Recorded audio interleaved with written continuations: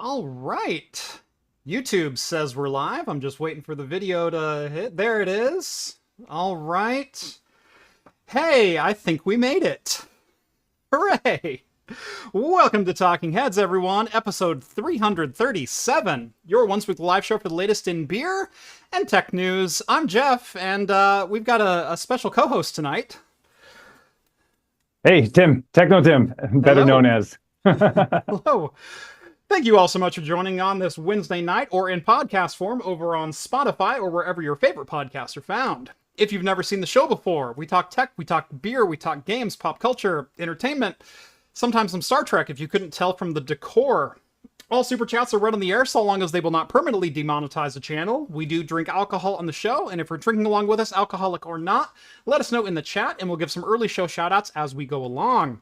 Last but not least, if you'd like to take part in the super secret chat and the even more super secret after party, think about joining the Patreon. Link is down in the video description and is pretty much the one way I get paid for this show.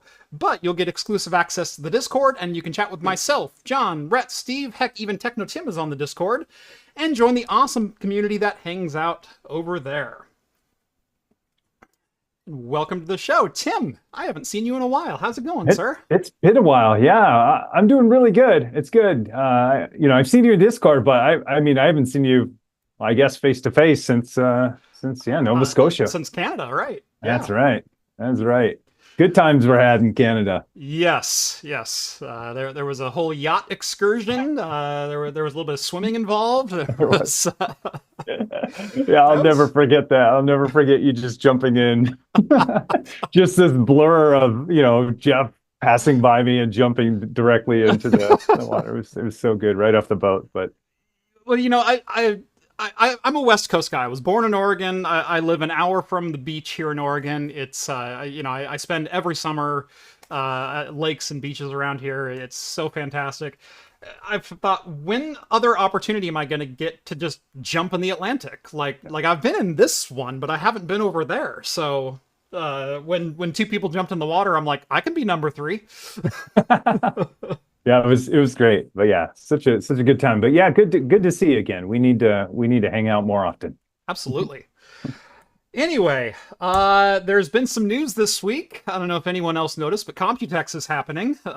So lots of announcements. Basically, every big company dropped some news, and we've got all the big ones in the list for today's show. But over here on Talking Heads, we start every show the only way I know how to start a show, and that's by opening a beverage. I don't know if you're partaking of a beverage tonight, but you are more than welcome to, if you are.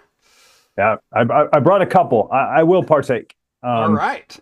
I heard you razzing Gearling about a Coke Zero. I almost brought a Coke Zero. You're like, as long as it's not a Coke Zero, but no. Yeah, and then he shows up with a Pepsi One. I'm like, well, it's one better than zero. Okay. That's right. Well, mine's not much better. I'm living on the edge. I don't drink really, so I brought a Mountain Dew Baja Blast Zero Sugar. Okay.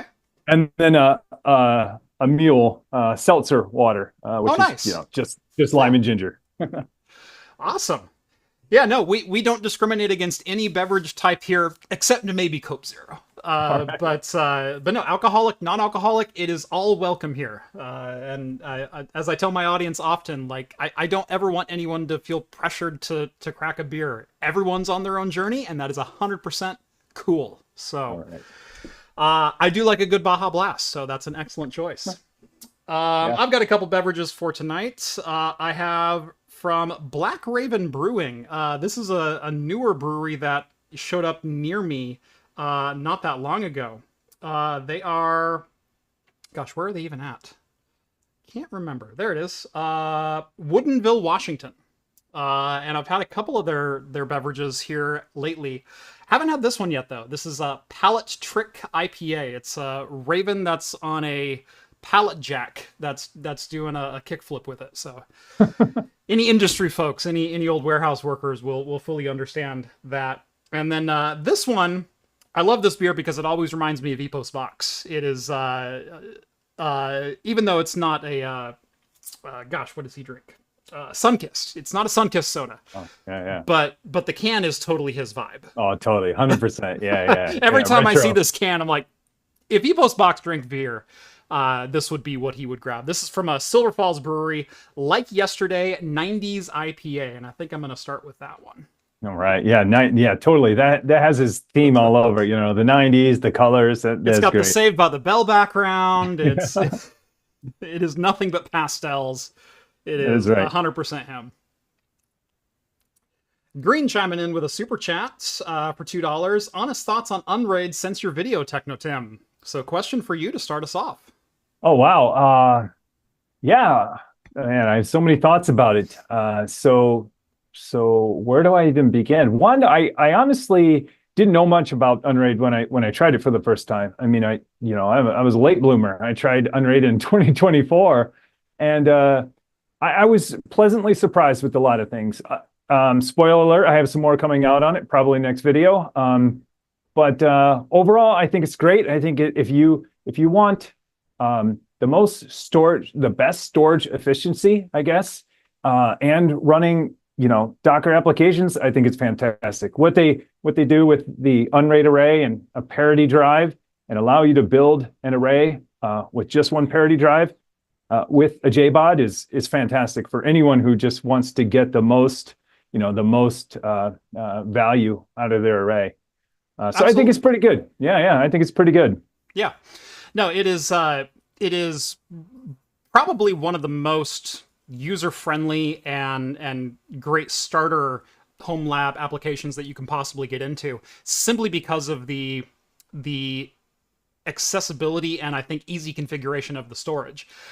It is not the most performant, and so as soon as you're ready to start hammering it with different services, or you have higher performance needs out of your storage, then it's time to start looking elsewhere. But Unraid to me is always one of those jack of all trades, master of none, but it does a lot of different things very, very well for what most home users would consider adequate or better. And yeah, it's a great platform. Yeah, I agree. I think it's awesome. And yeah, I agree. Like performance you can get bit by performance, mainly because they have to do checksums on read and writes and all that stuff, on the parity drives, I think.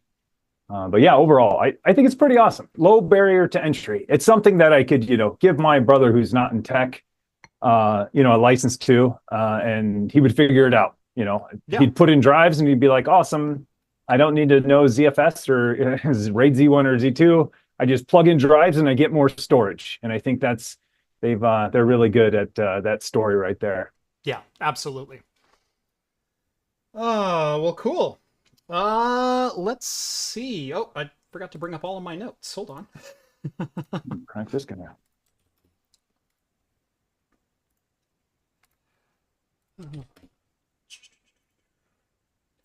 I brought up my notes sheet, but then I forgot to put them into the web browser, so none of the pages are actually open. There we go. Cool, now we can actually talk about things and have some visual aid on top of it. So we'll jump right into some news here. Computex, like I said, this week happening, and the last couple days there's been a press conference from Intel, from AMD, from Nvidia, from anyone who makes anything in the industry. They're announcing something. But the big three are all announcing things, and they're all pretty big things. I think we'll go ahead and start with Intel, and that is in the Xeon space. They announced a little bit of mobile, and we'll touch on that, but this crowd's probably hungry for some Xeon news. And this chip has been teased for about the last 2 years, because Intel, since AMD came back onto the scene in 2017, they have been lambasted for holding back the number of cores that they put into their CPUs. That was always their upsell. That was always the thing that AMD absolutely dominated them from day one of Zen. Because what was the excuse from Intel for years of why are we only having 4 cores generation after generation after generation? And even on the server side of things, it was 8 cores. Here's 10 way late into, the X99 days. But it was always holding everything back. And then AMD came out and goes, boom, 8 cores for desktop, 16 cores for server, and then the next generation doubles it. and Intel was taken back, and then, you know, the rest is history. AMD kind of surpassed them for performance per core as well, but it proved that Intel was holding back for some time. Well, about 2 years ago, this chip started to see some leaks and started to see even some official teases from Intel that 144 and potentially 288 x86 cores on one die. Yeah. Yeah. This is our first taste of that. This is Intel Xeon 6, 6700E series Sierra Forest. It has been Sierra Forest codename. Technical difficulties. This is a professional show through and through. Let's see. There it is. Hey, all right. There's our visual aid. Sierra Forest. Intel Xeon 6 6700E. This is the first launch of Intel's 6 series Xeon. So the gone is the scalable name. But the big news is the core count. AMD's been, especially on the server side of things, has been kicking some serious Intel tail for the last 2 or 3 generations with, you know, 64, 96, and actually as a Bergamo, 128 core CPUs on a single chip for AMD EPYC. Intel with their 56 core, because they couldn't put 64 onto one and have them all pass validation, it just wasn't cutting it for a lot of their partners. This is finally the one that breaks that mold. 144 cores on a single chip. And it's not just that, but these are all dual socket capable as well. So 288 cores on a single 2-socket board. And the next generation is going to be even crazier. They're going to double that with 288, or my math, hold on, 576 cores per motherboard is coming out probably this time next year. Now, that comes with a caveat. These are Intel's efficiency cores. They are single-threaded, so that is 144 core, 144 thread. However, if you've also been keeping up with Intel and the other things that they announced this week with Lunar Lake, which is their new mobile platform, their new efficiency cores have spiked in IPC. And that's mostly to do with the fact that they were holding back their efficiency cores on Raptor Lake and Alder Lake. But these new efficiency cores are sporting 50% or more IPC improvement versus previous generation efficiency cores. They are not as fast as Emerald Rapids. No one should make no one should get those confused. This is not a performance core. This is not hyper-threaded. But if you look over at AMD, Bergamo's not as fast as Zen 4. It's the same kind of comparison. Someone's going to skewer me. Bergamo. It's Bergamo. I know it's a city in Italy. It's Bergamo.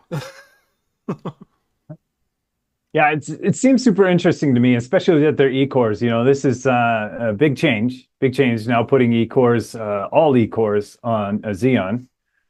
It just reminds me of like the Ampere, where it's just like tons of tiny little efficient cores, and hopefully together all of them can outperform, what they've traditionally done in the past, which is, bigger, faster cores. So.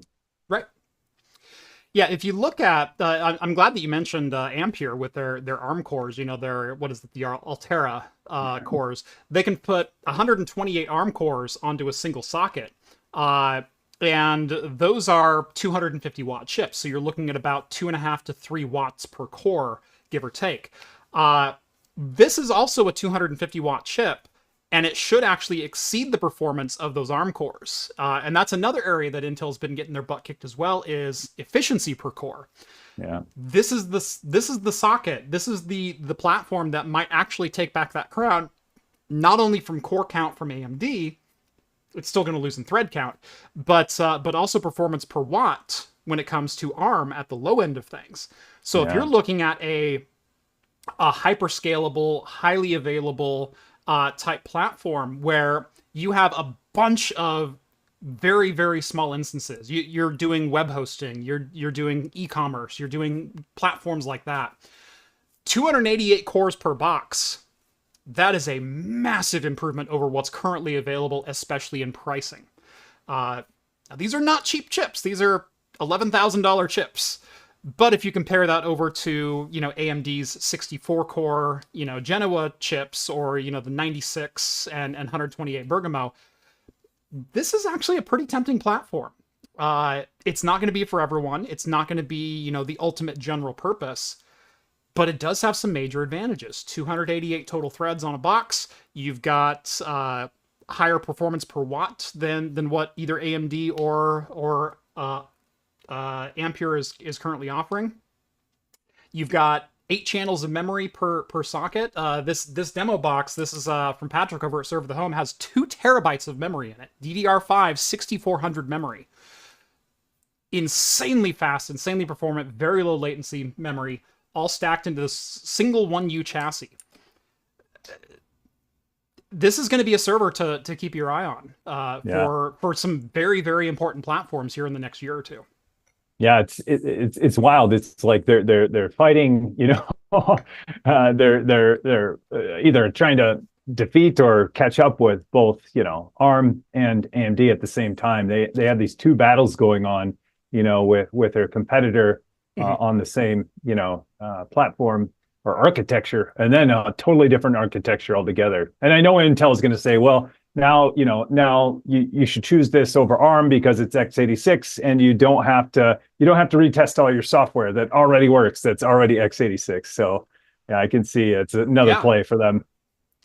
I somehow knew you were going to bring that up as well. With there are advantages to ARM, but the problem is the same thing that Raspberry Pi faces if they're looking for adoption, and the same reason people like me and Jeff Geerling have gone. The Raspberry Pi is great, but the N100 is already x86. You don't have to recompile your code. You don't have to rewrite it. All the hooks are there. There's 50 years of development already there, and your software will just run. And that's going to be a huge shot in the arm to Ampere, especially now that they don't have the performance crown anymore, or the performance per watt crown. You can just port your software over to this and have 288 threads at your disposal. That's huge. Yeah, I totally agree. I totally agree. Yeah, it's that's got to be Intel's play. And now we have efficiency, now we have core count, and hey, we're x86 and we're super compatible everywhere. Yep. It's the one advantage PC has, is it's almost infinitely backwards compatible. So, number of SKUs were announced this week. Obviously, the big one is the 6780E. That is the 144-core monster. Base clock of 2.2 gigahertz, alt-core turbo of 3 gigahertz. That is all-core turbo. That means all 144 threads will hit 3 gigahertz. That's insane. Yeah. Yeah, and that chip is a 330 watt max TDP. The 6766E is the same 144 threads, or 144 E-cores, 1.9 gigahertz base turbo, or base clock with a 2.7 turbo. That one will hold 250 watts all day long. And that seems to be kind of the sweet spot as far as I'm concerned. If you're going to need to crank out 330 watts, it seems to me it'd be more efficient to get a highly multi-threaded chip, Emerald Rapids, Sierra Rapids, whatever the next, Intel 6 performance core is, or, Genoa or something like that. 96 cores, 192 threads. That seems like the more efficient play there. But, you still can't frown about 8 channels of DDR5 6400 out of the box. Like that's insane. It is. Yeah, it's interesting. It's interesting on their core count and their base clock speed on these models, 144, 128, 112, and then they go, 96, 96, 64, but then the turbo goes up. I wonder what their play is there. Less cores, more power. Less cores, more power. I'm not quite sure what their play is here, although if I'm looking at this from the business that I came from, which was SMB deployment, if I'm looking at like an Active Directory server or a file server or something like that for, a 200 person enterprise or something like that, 64 cores at 3.2 gigahertz, that's a pretty solid play, especially given that that will be a much less expensive SKU. And again, there are circumstances. Telecom's another big one that needs a lot of threads, a lot of not necessarily super high performance threads, but just a lot of them. 64 cores is still nothing to shake a stick at. I'll take it. Yeah. Yeah, super interesting. Yeah. I know Patrick said he's going to come out with some more information or more videos here soon on some of it. So I'm excited to see some of that too. Yeah, he did some, by the way, if you want a lot more information, a much bigger deep dive, Patrick at Serve the Home, this is even his just quick write-up. He just had a child that was born like a week and a half ago, so congrats, Patrick, over there. But he's been a little preoccupied and hasn't gotten all of his performance testing done for this yet. But what he has got done is still super impressive. So if you want a little bit more of a deep dive, his article on this is down in the video description, as well as a real brief synopsis that he posted over on YouTube. But he's as excited about this launch as I am. This is, I think, the launch from Intel that I've been waiting for the longest. Yeah, it's like the one major change to like their, I don't know, platform architecture in a long time. They're like, oh, by the way, new cores and only those new cores. Right. New way of thinking. Like, when's the last time Intel did that? It's been a while. That's right. That is right. Well, there was the whole Itanium thing. That was a little different way of thinking. I guess there was Xeon Phi. You could go back to Intel has done similar things before. They just didn't hit. There was what was that? Project Moonshot, which was the Atom cores. That was a very similar approach to, highly threaded workloads as this is, but Atom just wasn't performant. And then you had Xeon Phi, which was an accelerator card that was kind of an offshoot of their graphics, but later became an x86 accelerator, which was basically super fast clocked Pentium cores. And when I say Pentium, I mean OG Pentium, like SSE2. And that's all Xeon Phi was.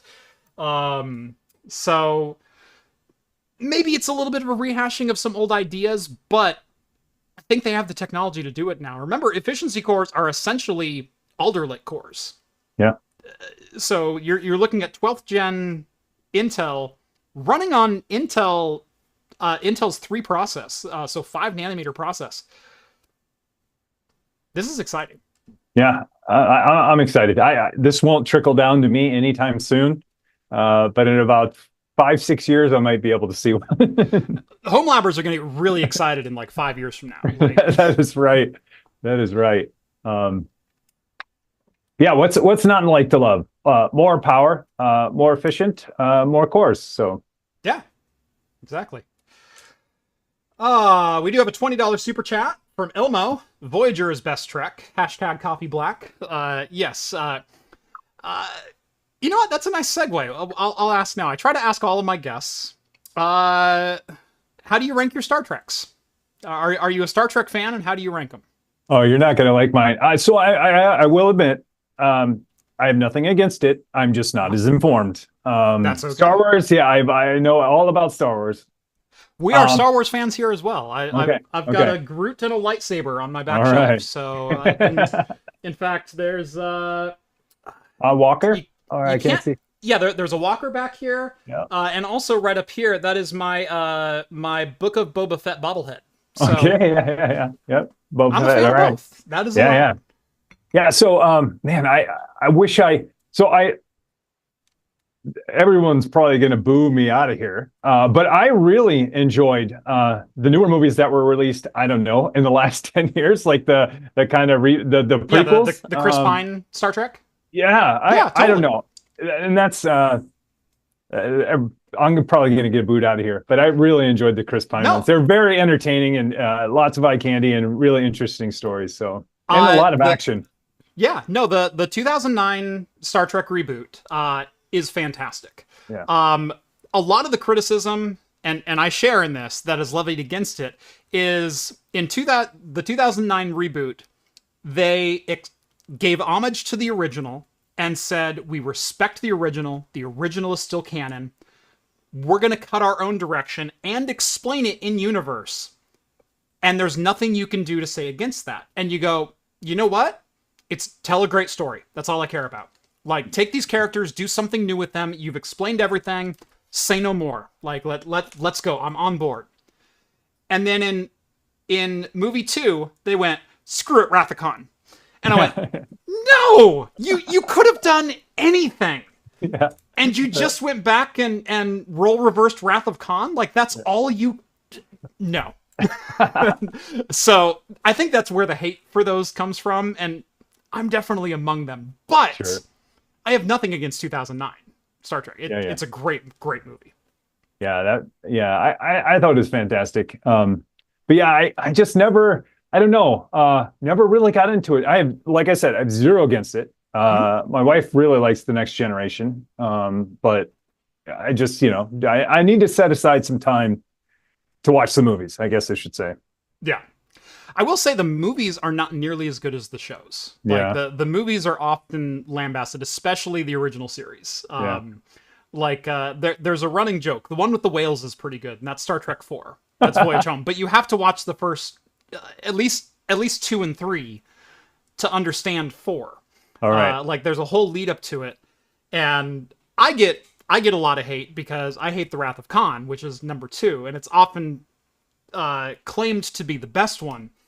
But it's kind of like, it doesn't hold up cinematically with like modern storytelling. It's very much like the original Mad Max. Like, everyone loves Thunderdome, but we don't talk about the first Mad Max. I feel the same way about Wrath of Khan. It's 1950s storytelling, not 1980s storytelling. And if I go back and look from other movies of that generation, Empire Strikes Back and Blade Runner and whatnot, those movies hold up cinematically, storytelling, thematically, world building.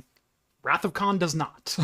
Yeah, I've noticed like, I always joke with my wife, anytime we watch a movie that's made in like early 70s, I know it's just going to be a really long movie, like minimum 3 hours, and every scene is very long and drawn out. I feel like there was a minimum set to movies in this early 70s where it's like, it's got to be 3 hours or people aren't getting their money worth, Right. There's also there's some really old tropes in like 70s movies, especially, where you get scenes that are like just entirely the actor's face. And it's like, we need to see the emotion. And so you get these cuts that are like, and it's like, that did nothing for me. Show me what he's doing. Like, yeah, totally. Yeah, it seemed like late 70s into 80s they started realizing, oh, okay, like this is storytelling, this is Hollywood, less is more, when it comes to time, and right. That they started to learn show don't tell, and that's the essence of movie storytelling is and why the Star Wars prequels, let's like loop it back, that's why the Star Wars prequels get a lot of hate, is you can do a lot of storytelling through showing emotion. What people hate is, I hate sand, it's coarse and irritating and gets everyone like, it's one of the worst lines in cinematic history. Anakin repeatedly going, I hate him, and oh yeah, Anakin, yeah. Oh man, that was so painful. All of those, especially the second one. You with lose him. the storytelling and go straight towards angsty teen, and no one likes angsty teen. That's right. Yeah, super painful. Those. We slogged through those. I don't know. I think last year, watched them all again. I was like, I forgot how painful it was. Oh man.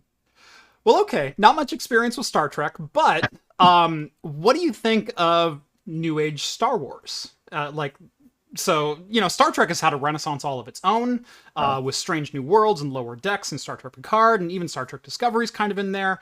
We've had some recent movies. Star Wars has had a lot of recent success, a lot of recent whiffs. Yeah. Where's your like new age Star Wars ranking or all time Star Wars ranking? Oh, Where do you sit with that? well, that's tough. Like I kind of like, I mean, I like 7. I like some of the shoot-offs, because they explain different side stories. But I don't know, some of the recent ones on Disney, the series, I feel like, it's they're like 1 out of 3 with them for me. I don't know. Yeah. I don't know. Like, I obviously enjoyed, well, I kind of enjoyed the Boba Fett story. It was just like, yeah, I don't know. Yeah, I expected more out of it, I guess, Yeah. I expected more. Yeah. I liked the Book of Boba Fett. I thought it was a little drawn out at points, but at the same time, I thought it still told a wonderful story. Yeah. And it brought in some characters from from Rebels and some other series that have happened. Yeah. Yeah. And I thought overall it told a pretty decent story. Was it this sprawling epic? No, it's about an old washed up bounty hunter. Like, Yeah. and I think Yeah. that's okay. You can tell Yeah. those stories, and they don't have to be universe climactic. I like individual threads of individual characters. I think that's where the best storytelling takes place. Yeah. Yeah. I mean, Mandalorian, obviously that was obviously, wonderful. Yeah. Yeah. So good. Yeah. So good. A lot of people like to hate on Obi-Wan. A lot of people like to Yeah. hate on Ahsoka, on Yeah. Andor. Like there's been a lot of. Yeah, I didn't mind Andor so much. I don't know, kind of enjoyed it because I understood, I guess, kind of what that meant in the in the whole Star Wars universe. But Right. yeah, Ahsoka, I was kind of too. I don't know. I felt like she had one go-to move the whole time, and it was this. Like every scene is just her like crossing her arms Just and just brooding. Yeah. I mean, she does it like 1,000 times in each episode, and I was like, okay, that's her go-to. But I don't know. I enjoyed a lot of the visuals and stuff like that, and getting to see different things. But I don't know. They were kind of tough. Yeah. I did like Andor though. Yeah, I enjoyed it. I enjoyed Andor. I enjoyed kind of the exploration that they did in Obi-Wan, with the Jedi hunters and Obi-Wan going into hiding, but still trying to fulfill his duty and things like that. I liked some of the world building there. Also love the fact that here's my biggest problem with Star Wars as a whole. The entire story of Star Wars, at least like the original trilogy, is the failings of Obi-Wan. Okay? It's how did Obi-Wan fail? Obi-Wan should not have taken on Anakin as his apprentice. He did a terrible job with Anakin as his apprentice. There were so many things leading up to that. He shouldn't have taken on Luke as his apprentice. Luke goes on and should not have taken on all the things that, like, it comes down to Obi-Wan sucked. Even Yeah. Obi-Wan, phenomenal individual Jedi, horrible teacher. Yeah, that's right. Um, Never thought of it that way, but yeah, that's right. He's the root cause of a lot of things. Right. My problem with Star Wars, and this mainly has to do with 1 through 6, is we hear, all the wives' tales and everything of the power of Darth Vader. And the one time we saw him fight, he got his ass kicked. Yeah, that's right. And by this young upstart who had 3 days of formal training. That's right. And it's like, why were we so afraid of this dude? But then we got Star Wars Rogue One, and you see him hold a rebel up to the ceiling, walk by and cut him in half, and he's throwing people against the wall and deflecting bolts with his fists and everything. Like, we get a glimpse of Darth Vader. Yeah, I really like Rogue Squadron. Yeah, I really enjoyed Rogue Squadron. I mean, even just so like good. It was even the ending. I was just like, this is so great because Yeah. it ends just like it should. Where I forget, was Empire Strikes Back? Is that the beginning? Like it, New Hope, Empire Street. Yeah, it leads straight into New Hope. yeah, yeah, With Leia's yeah, ship with the plans jettisoning. Yeah. yep, But Rogue One is so good. yeah. I agree. And I think it's so good because there was universe hangs in the balance, but really it is about one singular story, and it's Jen Erso and her relationship with her father and getting the plans. Like that's it. Yep, yep. But we get that glimpse of Darth Vader. And then we get Obi-Wan, and we start exploring a realm of Star Wars that has not really been explored, and it's the period between Anakin turning and then Luke emerging. And this is the time when Darth Vader was the power in the universe. Yeah. And he got his ass kicked by Obi-Wan again. Like, That's right. come on! Yeah. Yeah, I know. No! Yeah, we need a little bit more of like when he, was ruling the empire, just kicking butt all day, right? Right. Yeah. Yeah, that is true. That is true. Yeah, I did. Yeah, there's so many. I don't know. I enjoy all the movies in their own right. Yeah. Like there's things I enjoy about all of them. Am I a super fan of all of them? No, but to me, it's just kind of at the end of the day, it's like, well, it's like pizza. It's like, you know, there's good pizza, and even bad pizza is still pizza. So Even bad pizza is still pizza. that's right. And so like any Star Wars I can get is still more Star Wars. Even the worst Star Wars is still Star Wars. So Mm-hmm. but yeah, That is very true. yeah, that's how I feel about pizza too. Like, still pizza, could be Yeah. bad, but but yeah, yeah, it makes me want to watch them all again. It's been a while since I've seen Rogue Squadron 1. Mm-hmm. I did really enjoy that. Yeah. And it's just like the ending. I just was like, yes, this is like exactly how it should end. And there was Yeah. no like super happy ending. I was like, this is great. Right. Yeah, I think what makes Rogue One such a good movie is everyone died and they didn't care. Yeah. Yeah. And it's hard to feel peril in movies like Obi-Wan because I know he lives. Yeah. Yeah. It's the one thing Titanic did pretty well as a movie. We know everyone dies and we know Rose survives, but we still feel for all of these other characters, real That's right. or make-believe or whatever else. In Obi-Wan, we get a little bit of that, but at the same time, it's like, I know Obi-Wan's not going to lose a limb. He's never going to be in any real danger because we see him, as the Sand Hermit emerge in A New Hope, and he's got all Yep. 10 fingers and everything. Like, it's hard to build any kind of drama or excitement around a story like that. Versus Book of Boba Fett, like, I'm pretty sure Boba Fett's not going to die. But as far as Shax, as far as the sheriff, Timothy Olyphant, by the way, as the sheriff, holy freaking Yeah. crap. Yeah. Yeah. As far as all these other characters, I have no idea. That's why Mandalorian is so great. I agree. They could kill Grogu at any point. I know, totally. Yeah, I totally agree. That's why I really love like these side stories, these side quests, because it's like still in the universe. You have a glimpse of them through different movies, but you really don't know where it's going to go, unless it ties back to the main story, which most of their Disney, Plus series don't, it's kind of like a roller coaster ride and you don't know what's going to happen. And I like that, Yeah. whereas like you were saying, like, hey, if you, if you see Obi-Wan, in some prequel, it's like, well, he's around for a while. Yeah, so. Anyway, Daryl sends over a couple Aussie bucks. Thank you very much, Daryl. No message, but much appreciated. Green sends over $2. Dark foreshadowing. Sierra Forest is the small chip. Yes, I know. Yes, I know. I think he sent that over when we were talking about the 144 versus the 288. Yes, I know the 288. I know it's coming.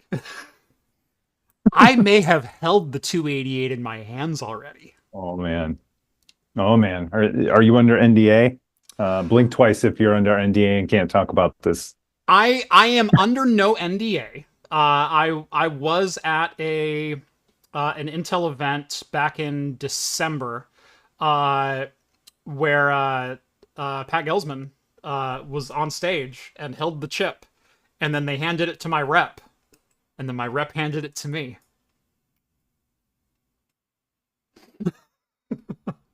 So I've already held the 288 version in my hands. In fact, I think I took the picture of Ian biting it. Oh yeah. Yeah. I remember it. Yeah. So yeah, yeah, I seen it. That's as the kids say. Speaking of, right. We do have some more Intel news, and that is Lunar Lake, the new mobile chips for this. Already the successor to Meteor Lake. Very short-lived. I don't think anyone ever cared about Meteor Lake. Lunar Lake was the one we were all kind of waiting for after Raptor Lake. Very, very similar story. And again, why we're so hyped on Sierra Forest is Lunar Lake is getting the same efficiency core boost using Intel's 3 process as Sierra Forest is. But they're also getting more power and more voltage delivered to those efficiency cores. So the IPC gains from Alder and Raptor and Meteor Lake to Lunar Lake is a 68% IPC improvement. Yeah. Wow. These cores are going to perform about like Alder Lake P cores if the math works out. And that's nuts. Yeah. It does sound nuts, yeah. Yeah, it's wild. I was looking at this too, and they're adding their new NPU too, right? Their neural processing unit, so that they could yes. Well, they're way overshooting the minimums for Microsoft's what is it, Copilot PC Copilot, or Copilot, right. Yeah. But interesting too enough that they're adding their NPUs, and then on top of that, the GPU also can do so many tokens per second. So yeah, it's pretty wild. It's pretty wild. Yeah, so Lunar Lake is getting, I believe they're calling it NP4. It's their 4th generation neural processor. Alder, Raptor, Meteor, makes sense. So basically what they're hoping is not necessarily even local inference, but efficiency tasks that can be run neural in parallel rather than brute forcing through a CPU. It's the same theory of running a GPU versus a CPU. But for more specific tasks. And some of that can be language model. It can be neural inference. It can be, image recognition, image generation, even in some instances. 40 NPU tops for next-gen AI PCs. And in total, between CPU, iGPU, and NPU is offering 120 tops of performance, which is like 3 times what Raptor Lake delivered. Yeah, it's pretty wild. It's pretty wild. Yeah, I know a lot of people might be sheepish on AI and stuff, but as you were saying, there's still a lot of local stuff that people do. Even if you use Photoshop, I use Photoshop a lot, and there's an image generation piece. There's an image gen piece to it where sometimes I have a microphone, in a photo, and I can easily, take that out. I feel so called out right now because I did a shoot today with the microphone sitting like that. Oh man, I've been there, but I got lucky to where I could cut it out and it didn't look awkward still. I had literally just enough room to frame up. It was an 8% zoom. 9% would have cut off the edge of the object that I was talking about. I had just enough border. Oh, I've also, because I have an extremely wide camera and I have a 57-inch wide screen TV. I've accidentally left like a can of pop sitting right here while I'm recording the whole time. But I've gone into Premiere, and I'll just Photoshop on just the corner of my desk. Sometimes and then just leave that little cutout. Oh yeah, right there. Oh yeah. And sometimes you see my hand go through the desk, but I'm like, no one's gonna notice. It's way better than a pop can sitting there for 45 minutes. You know what I say about the pop can? Own it. That's true. That is true. That is true. And yeah, it was my other favorite, which is this sparkling water. It's from Target, but cherry cola sparkling water. So Ooh, it's basically sparkling water that tastes like cherry Coke. And then they nice. have some caffeine in it too. So this is my all-time favorite. You have me intrigued. Yeah, yeah. It's like it doesn't taste like a, cherry Coke at all, but it just has a hint of that, the cherry and the cola flavored together. Right. Yeah. That's awesome because if I'm not drinking coffee or tea down here, I really do like sparkling waters. I've got like a case of Liquid Death upstairs and whatnot, but $4 a can or whatever it is, even in bulk now. Like, The good stuff. hats off to the marketing people at Liquid Death. Holy crap. I know. How are you able to sell a can of water, one called Liquid Death, Right. and two for $4 a can? Like it's double. They got genius marketing going on. I will say, I don't know if this is perception, marketing, me telling myself that it's $4, it better be the best can of water that I've ever had. And to me, it really does taste good. There's a whole host of people who, my wife is one of these. She refuses to drink Aquafina, bottled water. She hates it. She hates everything about it. She goes, it's bitter, it's sour. Every bottle that I've ever had just tastes like garbage. Give me a Dasani. And then there's also the polar opposite of people that are like, no, screw Dasani, give me Aquafina, give me Fiji, give me this, give me that. I'm sure 90% of that is mental. But Liquid Death, best carbonated water, best sparkling water I've ever had. Yeah. I haven't tried it yet. I haven't tried it. I keep wanting to try it. Place I worked at, I think we either did or were going to build a product locator. And so I was like, man, we got to try this stuff. But I've never tried it. But genius marketing. And like I was reading about them, and it was something like their, I think it was a marketing person who even started the company too. And it was like all focused around this, this death, kind of like. We're going to build a brand. What are you going to sell? Water. Yeah. Yep. That's right. And it's great marketing from them. It's incredible. Yeah. But yeah, no, I do like the flavored sparkling waters. I maybe not the LaCroix, but a lot of the different sparkling waters. I grew up 20 years ago, and we drank the Safeway brand sparkling waters that were basically the same thing. You have me intrigued with some cherry cola.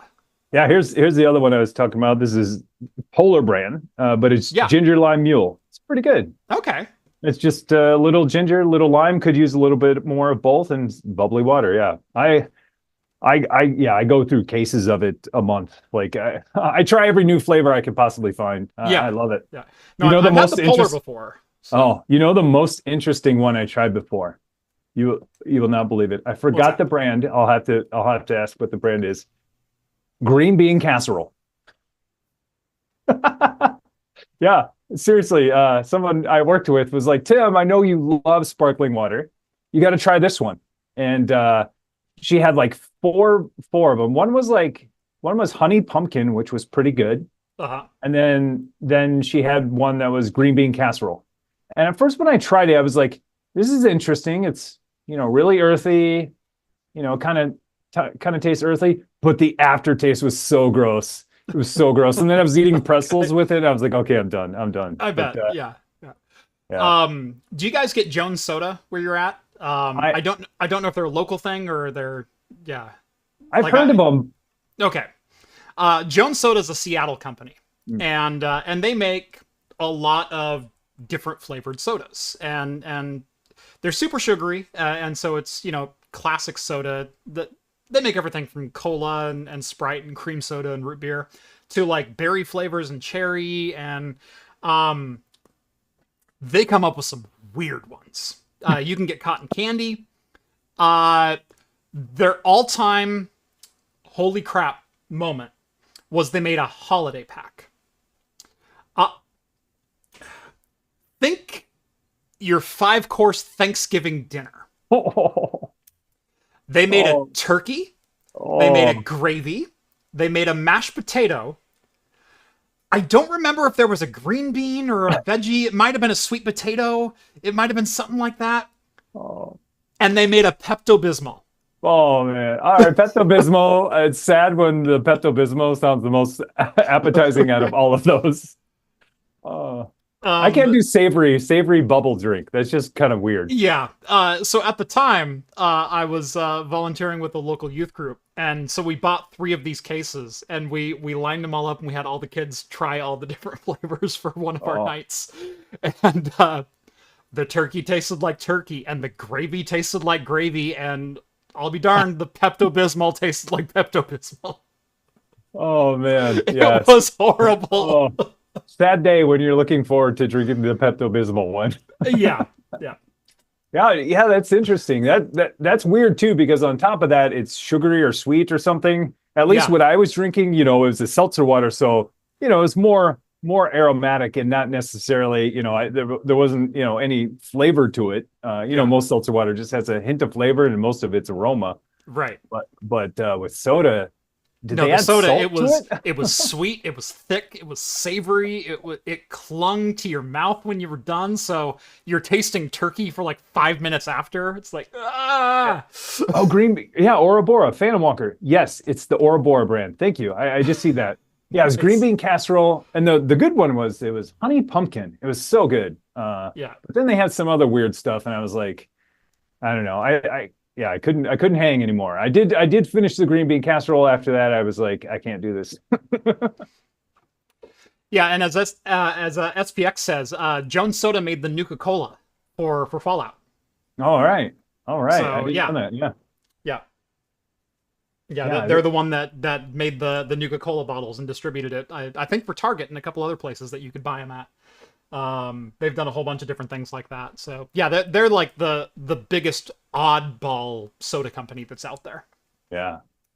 That sounds good. I'll have to next time I see Jones somewhere, I'll grab it. Oh yeah, they have a green apple soda. That sounds so good. The Oh green man, apple, that's it's oh I was gonna make this comment, but I'll give shout out to Zach, who you probably know Zach. yeah. Yeah, Yakto. yes, there he is. Their apple is like liquid Jolly Rancher. Oh, that's exactly what I want it to be. It's perfect. Oh, Their yeah. apple soda is so good. Oh yeah. Whenever I think green apple, like automatically it better taste like a green apple Jolly Rancher or it's like dead to me. Yep. No, ain't no Granny Smith. This is Oh, green yeah. apple Jolly. That's right. Yeah. Oh man, it's so good. Yeah, it's yeah, they all sound so good. Yeah, I'm a huge fan of bubbly water. Used to drink a lot more like real soda, but I don't anymore. Ever since I found bubbly water, I'm like, okay, this kind of hits the spot and it's not Yeah. bad for me. Yep. No, I have about 1 bottle of Dr. Pepper a week, and that's all the soda I can drink anymore. Other than that, it's mostly tea, a lot of water, a lot of coffee, a lot of Gatorade. Yeah. Yep. I hear you. Yeah. Same Yep. here.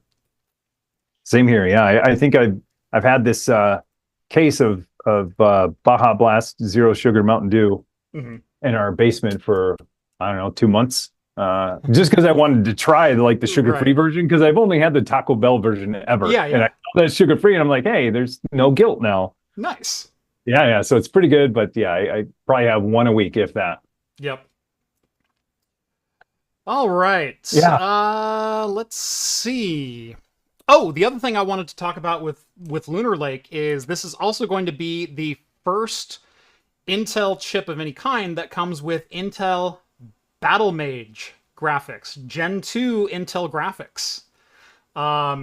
And so right now, the claims are graphics will see a 50% improvement in iGPU performance with the XE2 integrated graphics engine. It's literally a footnote in the article, and it should have been Yeah, a heck of a lot more. Yeah. What did you say? Battle Mage? Intel Battlemage. This is the replacement for Alchemist. So Intel's A770, A750 architecture. They have been including Alchemist graphics in Meteor Lake, but Lunar Lake is the first one that gets their 2nd-gen chip, which is codenamed Battlemage. Yeah, By the way, like it. hats off to the Intel codename guy this time. Normally, their yeah. codenames are awful, but Yeah. Battlemage is a name I can get behind. Yeah, I'm over lakes. I'm over lakes. Let's get over Yeah. lakes and start talking battle mages. Now what's funny is for a couple of decades, Intel's code names were cities and towns and counties and lakes and whatnot. In my area, I live an hour from the Intel campus.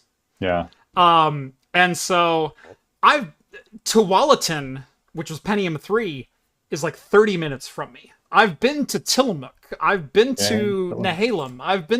I drive through these towns all the time. And so when they were after the areas around me, I was really, really fond of these names. Now that they've gone to, Sierra Forest and Lunar Lake, it's like, I don't care anymore. These are all horrible. Yeah.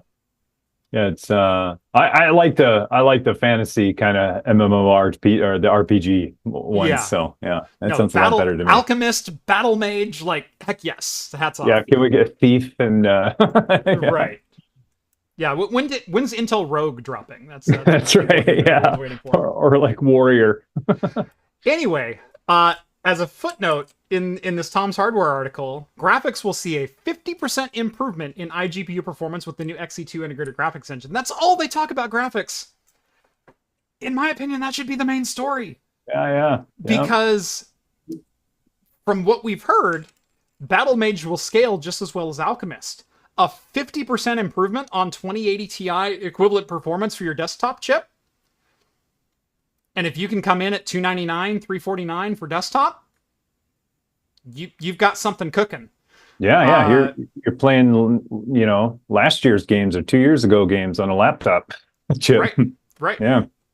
So, yeah. While there's nothing official yet, while there's no launch of any desktop SKUs or anything like that, the fact that Intel is coming out and stating 50% core per core, that's good news. That's really good news. Yeah. Oh, it will only get better with drivers then, right? I mean, hopefully these are, they're underselling it. Well, they've got 18 months of driver development now for Alchemist, and this is an iteration of, this is next generation, but based on the same foundations of Alchemist. And so all the things that they've been learning with drivers apply to this new version as well. So we've been hearing for like the last 6 months, maybe every month or two, Intel they just released like a 30% performance gain in like 50 games with their latest driver update. And then the next month you'll go, oh, we went up 15% again because they fixed this little thing, or they're more efficient here, or they tweaked the driver to do this.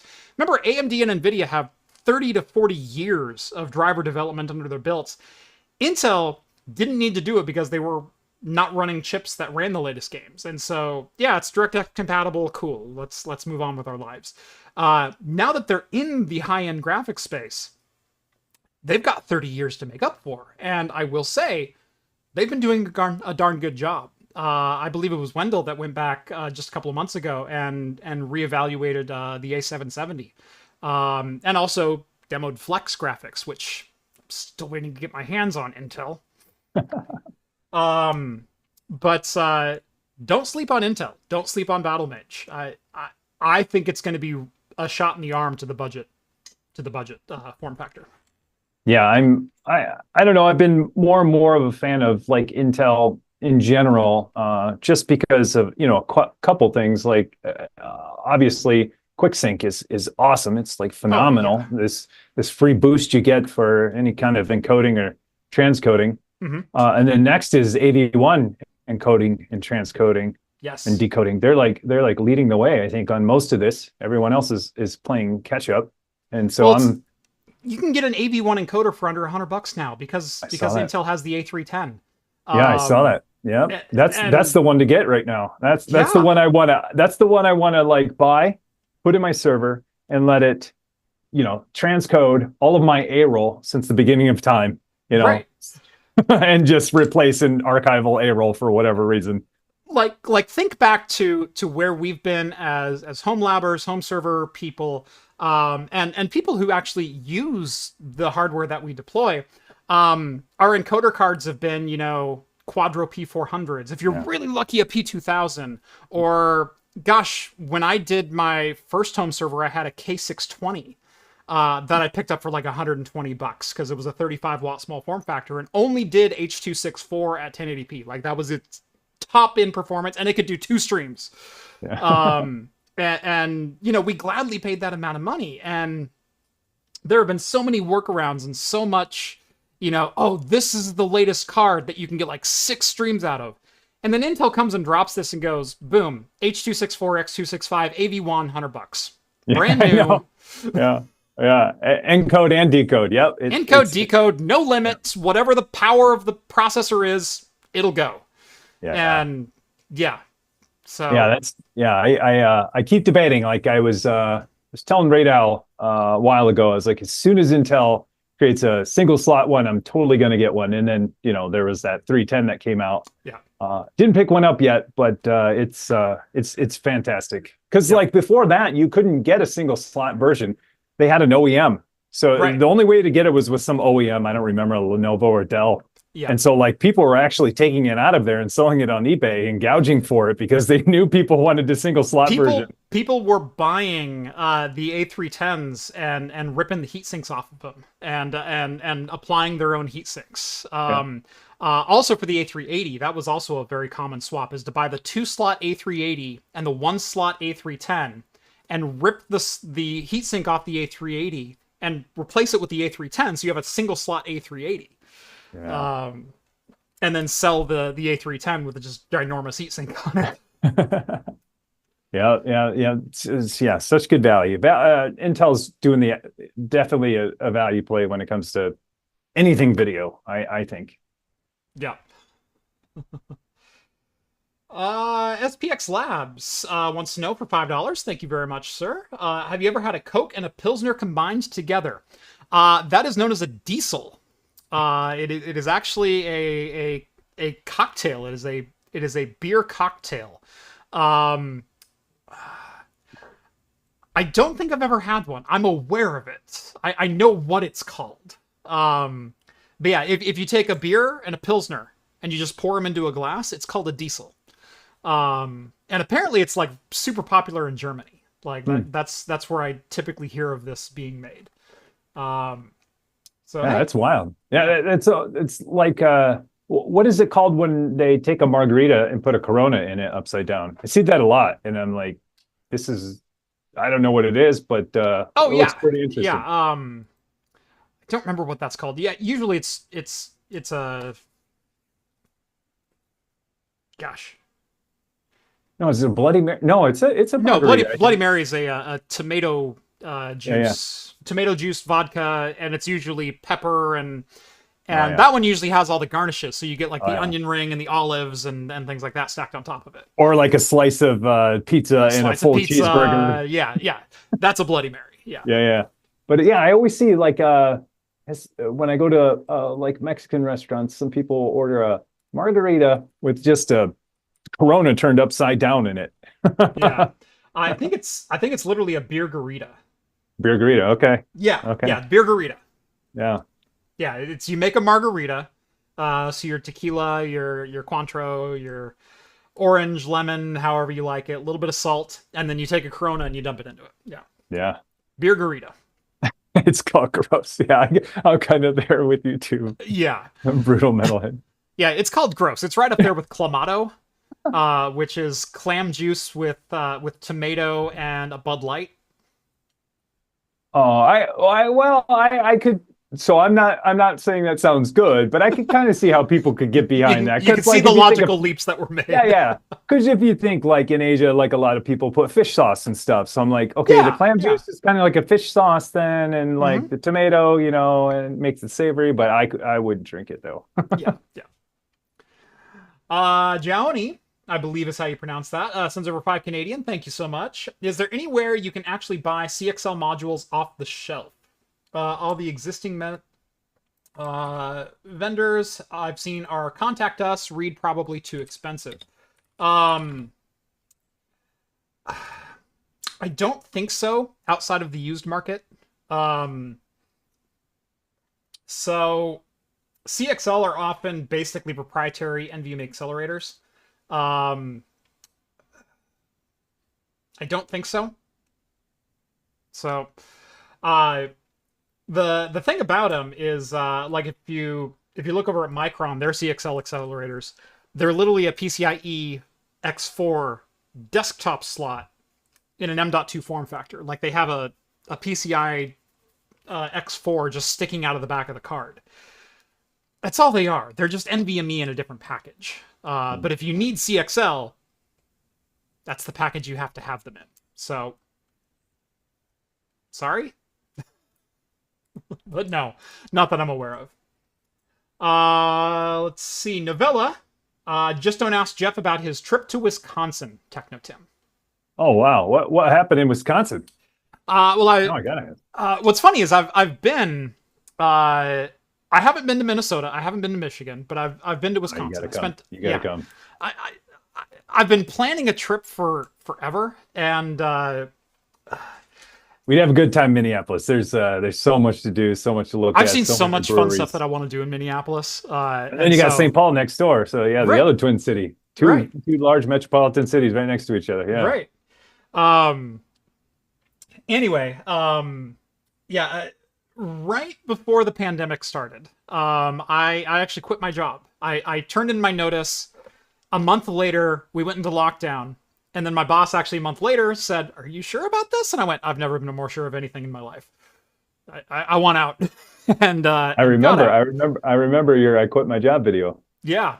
That was July of 2020 is when that video was posted. So it's been 4 years now. Anyway, before that video, I was thinking, you know what? Maybe over the summer, I'll plan like a collaboration road trip. And so I can fly in to somewhere, you know, maybe I'll fly into Kansas or you know, Missouri. Maybe I'll do something with Gearling.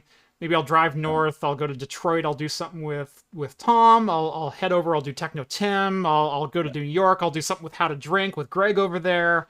You know, I can loop back around. I can do something with Patrick and Wendell and then come home. Like let's just loop the country real quick or like pick a region and like do like 6 collabs in 7 days or, you know, something crazy. That sounds awesome. Right. But then the pandemic hit. And so that plan was shelved. And but I feel like I want to do that. Like I want to figure out how to make that happen. Because that would just be the coolest thing ever. To like just show up on everyone's YouTube set within a week. Yeah, that would be awesome. That would be awesome for sure. Would be cool. I'd love to do something like that too at some point. Like one, I love road trips. I love driving too. I love driving so much. Yeah. Like, my wife is just like, you know, wonders why I like driving. So like sometimes I'll go out for a drive after dinner. I just really enjoy driving. But I would love to do that. Just a big loop. It would be a long drive though, even from one, getting from, you know, out in the Pacific Northwest to the first stop out here, it would be a long drive for you. Yeah. It'd be a probably 15-hour drive or something. Yeah, it's more than that. My wife has actually made that journey a couple times. We have family over in Kansas, and she's made that trip like 3 times over the last 10 years. And it's 18 to 20 hours of driving, depending on a lot of different things. Ooh.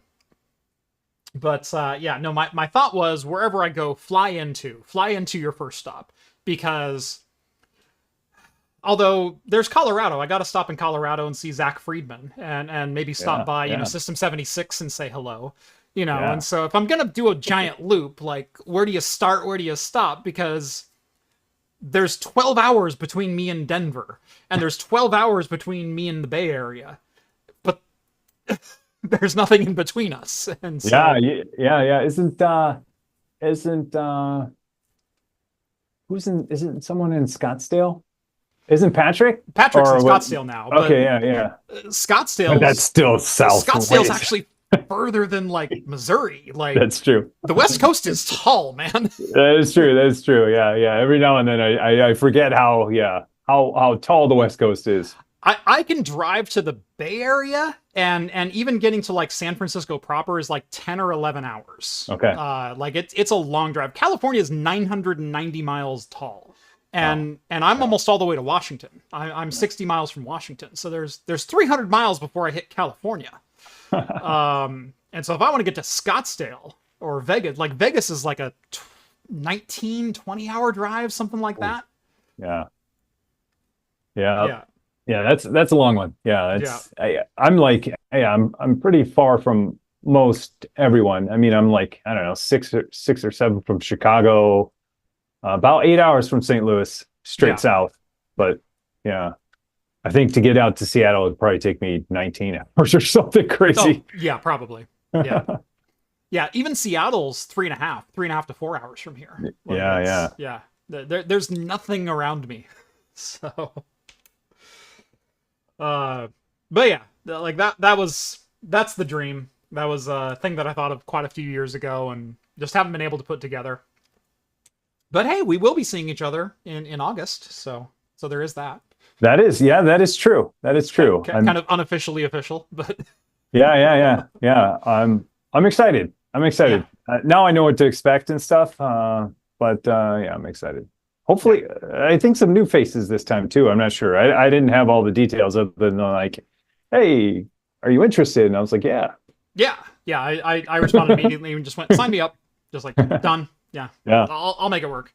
Yeah, I know they invited a couple new people. I haven't heard any confirmations one way or the other. But I know you, me, and Tom. Those are the three that I know for sure. So yeah, I know Gearling. He's got one on the way, so I don't think he's going to be making it.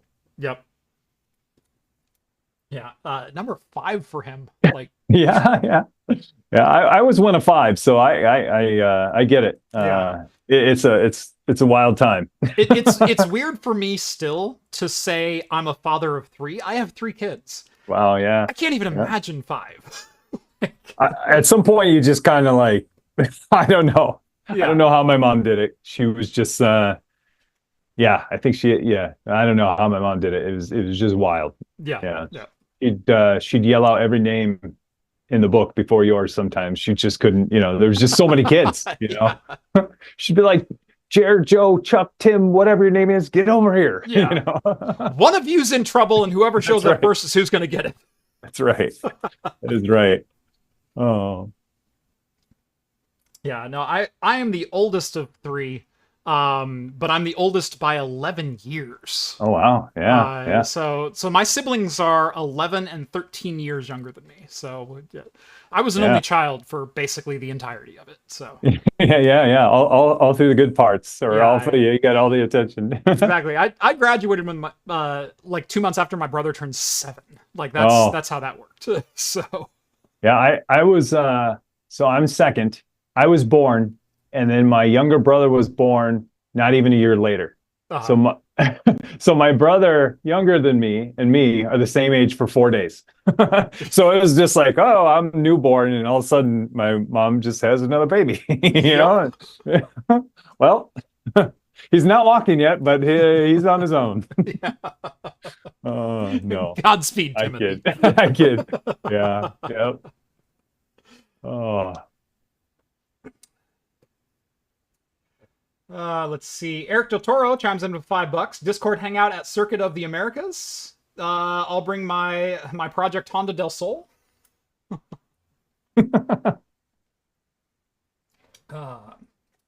Mike says, it's too bad Craft Computing missed my question about the LTT video about the 6 gamers 1 CPU thing and making it more advanced with Proxmox. I've had some communication with LTT's team about some different things. Very little communication. Honestly, I got called the imitator for years because it's like, oh, Linus already did this, and I'm like, no, Linus did not bifurcate a graphics card. He put 7 graphics cards into one system, which is how he got 7 gamers. I'm taking 1 graphics card and getting 6 gamers out of 1 graphics. That's not the same thing. Yeah, he would do the Unraid ones. His were always Unraid builds too. Yeah, which is fantastic, and it's totally a valid method, and it totally works, and it's probably a lot easier than the method that I'm doing. But they're not the same thing. And what's cool about mine is I'm using it for gaming, but it has so many professional applications outside of just, we bought a graphics card to stick in a PC to give to one user. Mine is like, hey, we bought a graphics card so we can render 32 hospital desktop interfaces via thin clients with 1 graphics card. So learning my method, I'm showing off the gaming portion of it, but there's so many VDI implementations that are so cool. To me, that's my holy grail of computing is thin client terminal computing. I live for that. Oh yeah, I'm there with you. Like when I got into tech support, like Citrix was a big thing, the Citrix ICA client or something Hmm. like that. And like I was like, it just opened my eyes. I'm like, wait, you can have these tiny little Wise terminals that automatically connect to a terminal Yeah. session and they can do whatever they want and they use zero power. Like sign me up. And then yeah, Yep. if you do VDI with a video card, then you get graphic acceleration. And I'm like, yeah. And I remember that was starting to take off. Like I remember there was a time I worked for a company. I even did my Link voice calls on a VDI, and it actually worked. So Link was the, I don't know, successor. What it was, Microsoft's Link. I forget what it is. Yeah, yeah. Well, basically turned into Skype. But I was like, Yeah. this is the future. I'm doing a real time voice call over Skype in a Mhm. VDI, and it's just, and I'm passing through my USB from the terminal, my USB Yeah. headset to the terminal. I was like, this is the future. Yeah, Yep. yeah, that's awesome. Yeah. We do have some AMD news to get to. AMD Zen 5 announced AMD 9000 desktop series. This is more of an iteration. This is Zen 4 next generation. Hey, it's Zen 5. It's still PCIe 5. It's still DDR5 for the memory. The SKUs are going to be very familiar to anyone who is familiar with the current lineup of 7000 series AMD CPUs. Starting at 6 cores, going up to 16 cores. It's the same chiplet and I/O die layout. Really minimal differences with, I don't want to say architecturally, but the way they're building it. If you're familiar with 7000 series, you're going to be familiar with 9000 series. It's just faster now. It's basically the same TDPs across the board. It's the same core counts across the board. Slightly higher frequencies. I think like the 6 core went from 5.1 to like a 5.4 base clock or something like that. And roughly a 16% IPC uplift for single and multi-threaded performance, which feels weird to just kind of throw out there as another spec. But if they've done it 4 generations in a row, you can just kind of take them at face value and go, yeah, no, we saw this with Zen 2 and with Zen 3 and with Zen 4. Yeah, of course, 16% IPC uplift with Zen 5. We haven't seen this kind of CPU increase since the gigahertz wars. And here they are for the 4th year in a row, just going, yeah, we're almost 20% up from what we were last year. Yeah, it's like their percentage increase is increasing. They're like speeding up. Yeah, their uplift is like growing exponentially. Yeah. Yeah, it's wild. Is this the first one that supports PCI Express 5 or something like that? And also No, oh, no, X77, whatever the last chipset was, X670. okay. I believe supported PCIe 5 on the X16 slot, and then some of the boards also supported a single M.2. This is getting more PCIe 5 support, at least on the enthusiast packages, the X870 or 970 or whatever the bloody heck their chipsets are called.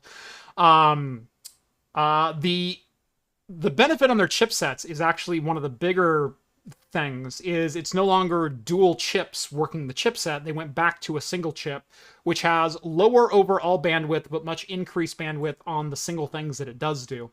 It's also going to be about half the power draw. So instead of a 20-watt chipset, you have a 10-watt chipset again. But whatever that difference is in the end, you're still a third the power of an Intel chip at boost. So, Yeah. but Did yeah, they add more lane support? That was the other question I had. I don't know if they did or didn't, I but can't with the imagine that they 9000, would have. yeah, yeah, I've which been is asking for years. yeah. Give me, well, at least they have a little more than Intel, but with Intel, you get a video card and you get an M.2 and you're done. And you're 20. done, right? Yeah, yeah. I Yeah, at think least there's an extra X8 to throw around of that's Gen right. 3 with Zen. So yeah, That's right. That's right. Man, I just always wonder, is like this artificially, are they artificially limiting this just because, hey, yes, that's what their enterprise CPUs are for? yes.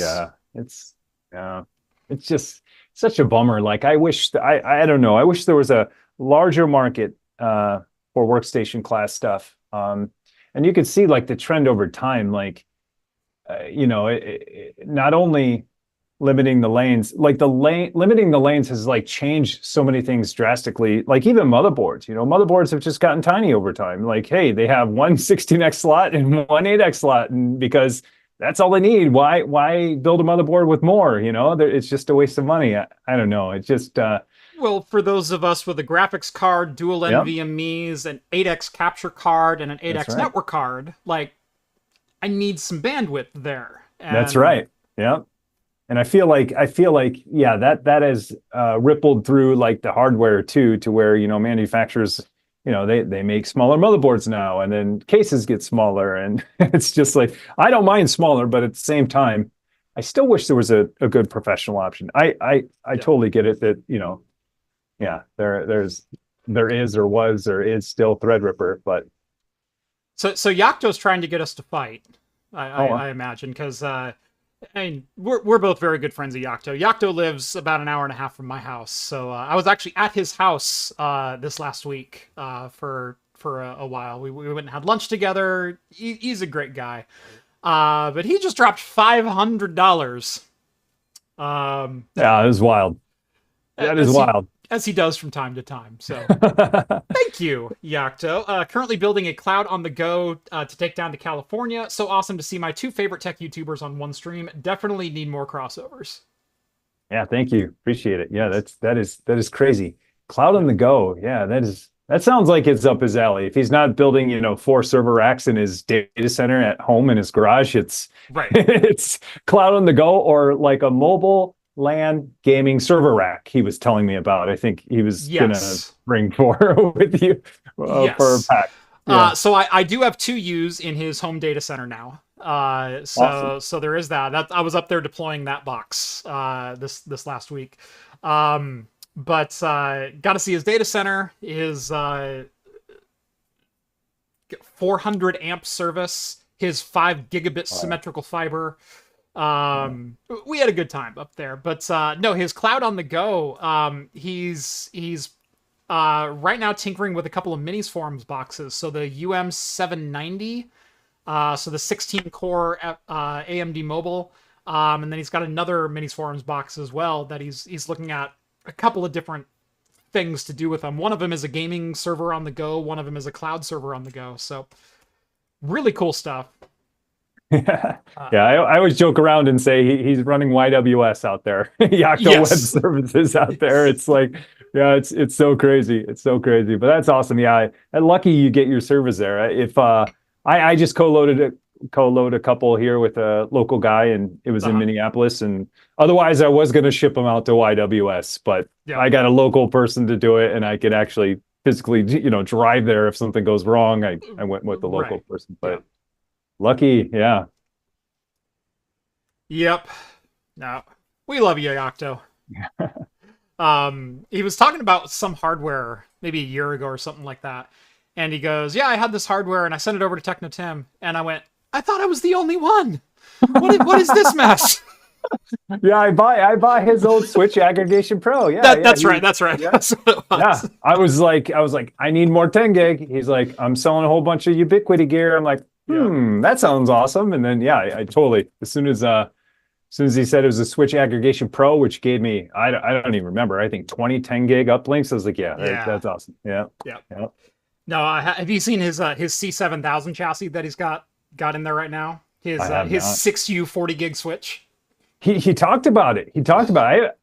Maybe I saw it. I don't know if I saw it, but he did talk about it. His was it Arista switch? I think 40 gigabit. Yeah, C7000.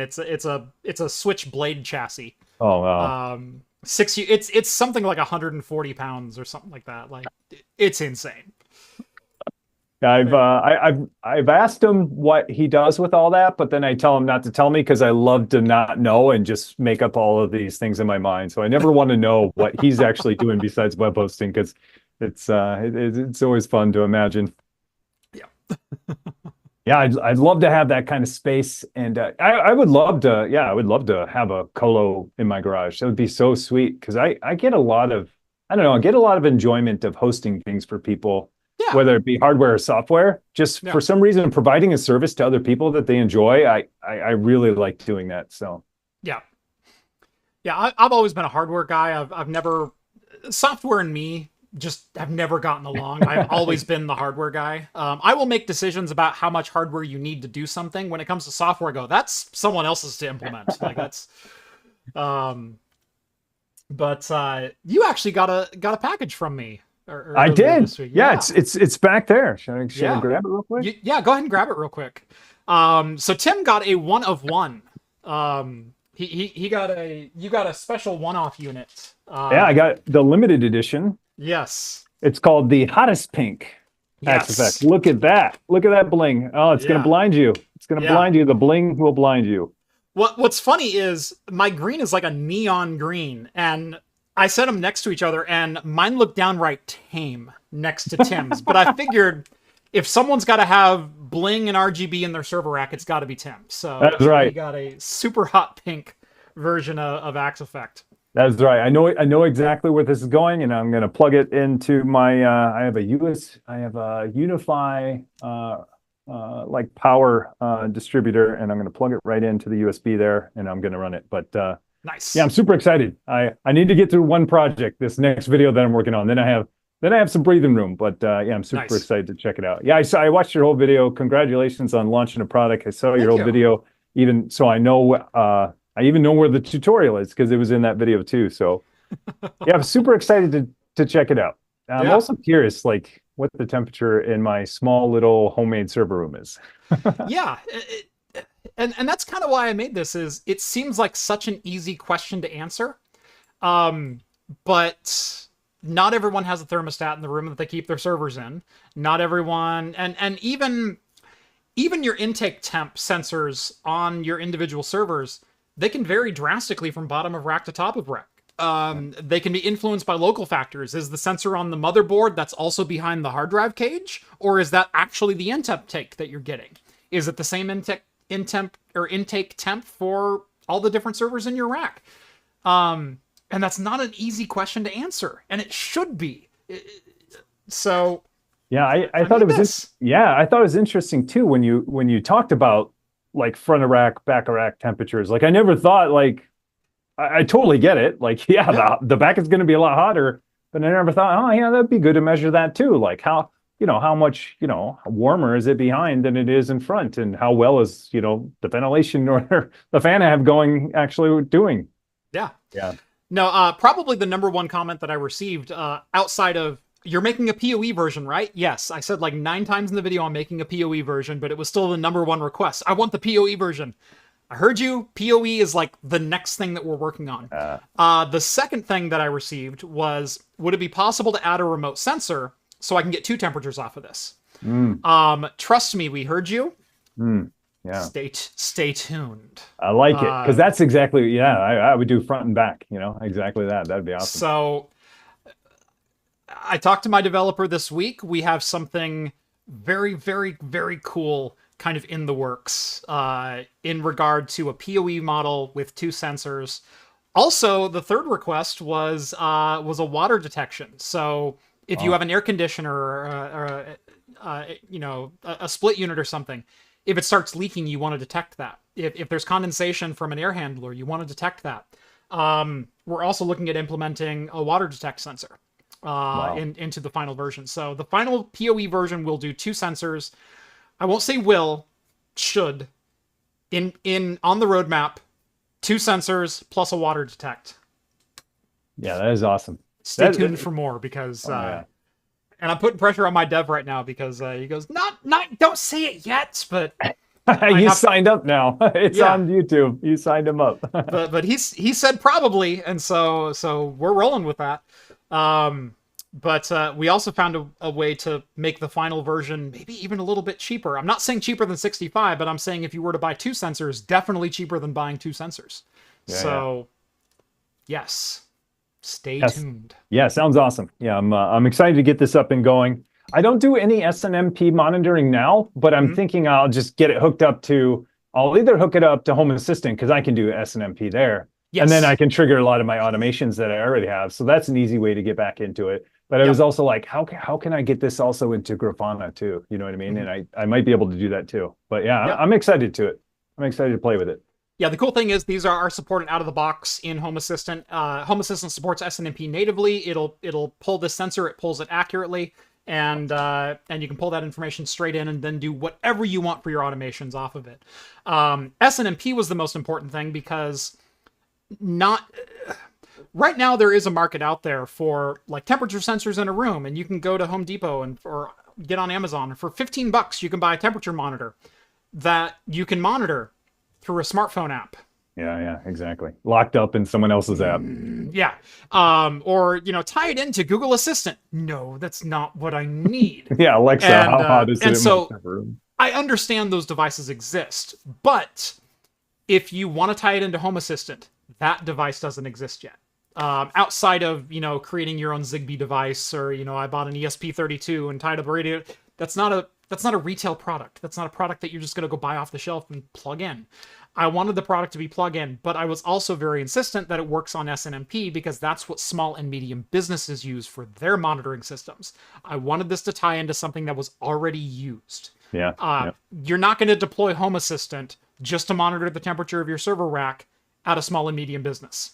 That's not a thing that happens. You're also not going to run a Home Assistant gateway in a small medium business. That's not a thing that you should be doing.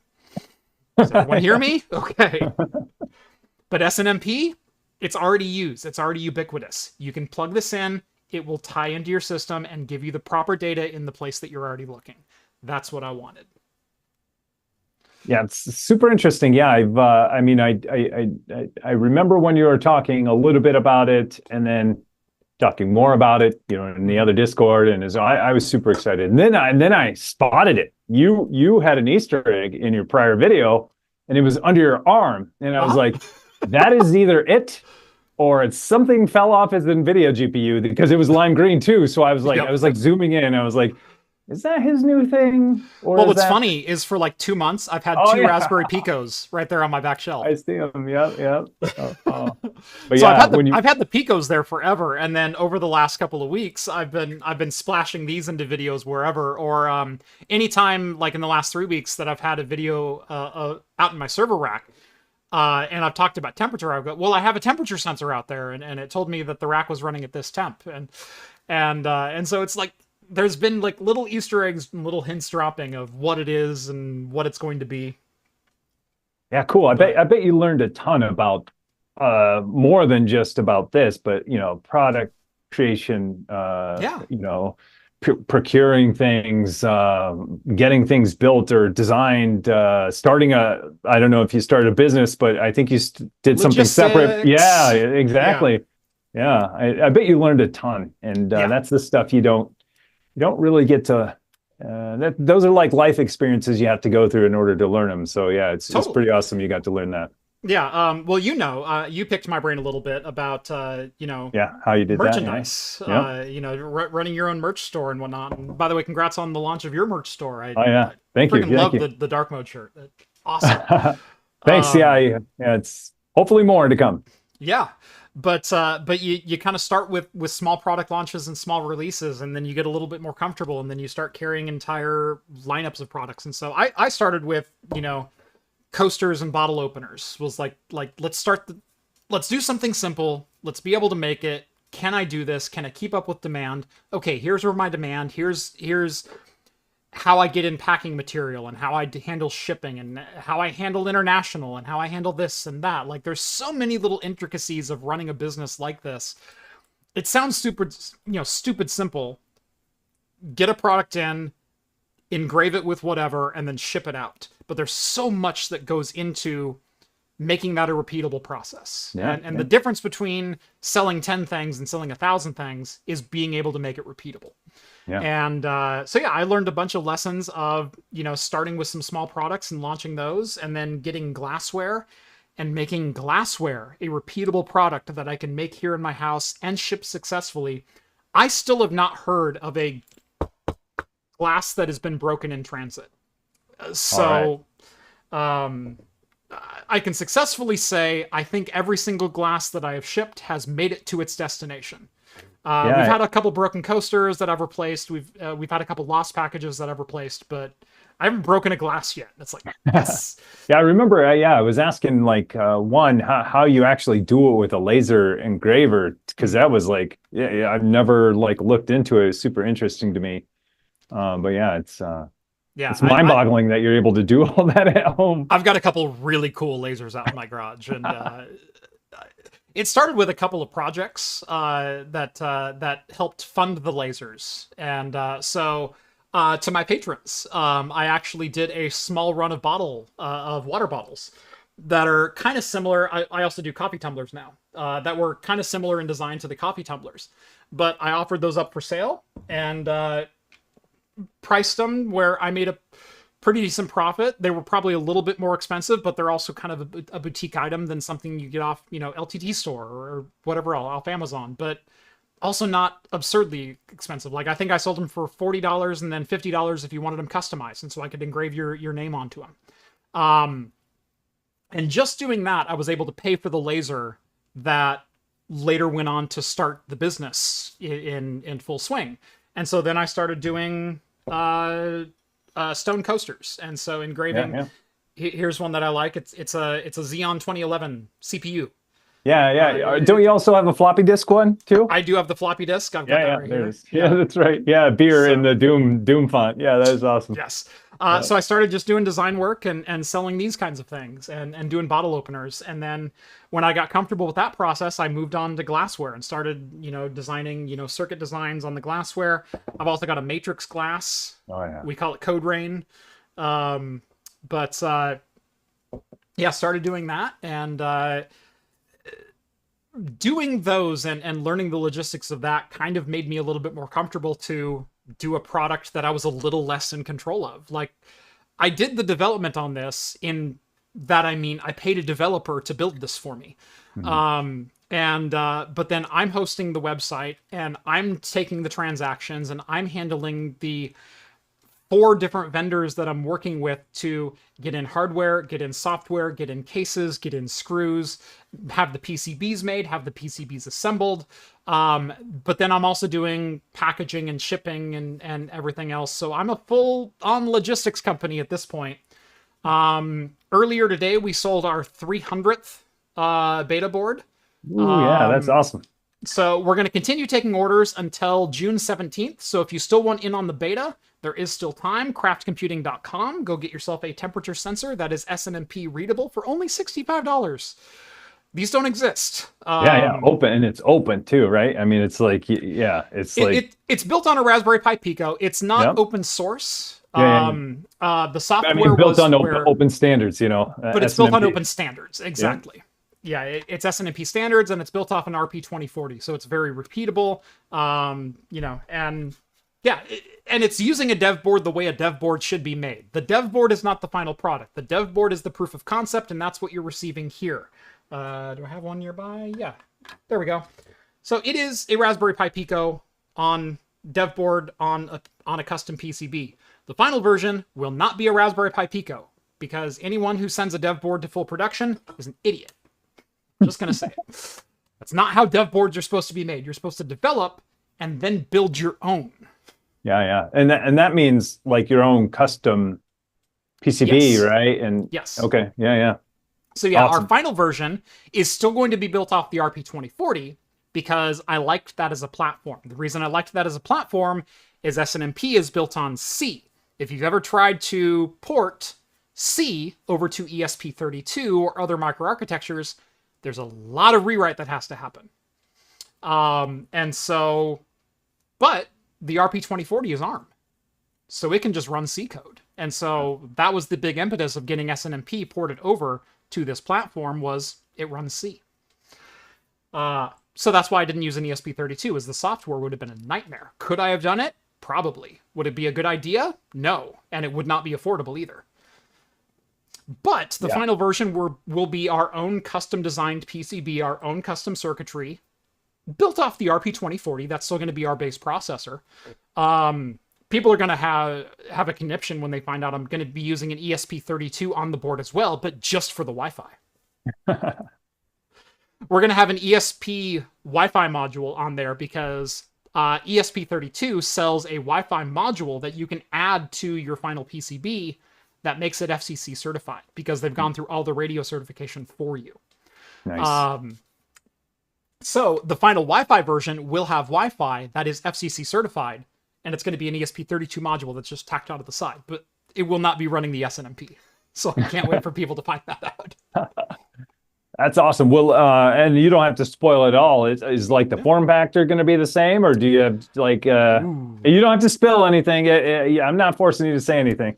So right now, the reason for this form factor is that we wanted some separation from the temperature sensor. The temperature sensor's out here, and then this is the board itself. Is kind of what we're aiming at. Mm-hmm. So the final version will be more of like a cube shape. And here's the spoiler, it won't necessarily have the temperature sensor on board. Oh. So both temperature sensors will be remote. You put the brain wherever you want. The brain no longer has to be in the path of airflow where you want to measure the temperature at. I like it. Yeah, I like it. Yeah.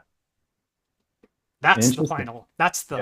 That was the conversation we had this last week with my developer. That sounds awesome. Yeah, that sounds awesome. Hey, let's put the brain. Let's build a board that's a brain that has power over Ethernet and a barrel jack and a water sensor and 2 temperature sensors. But those are all remote probes that we can put anywhere we need them to be, and the brain can go wherever you want.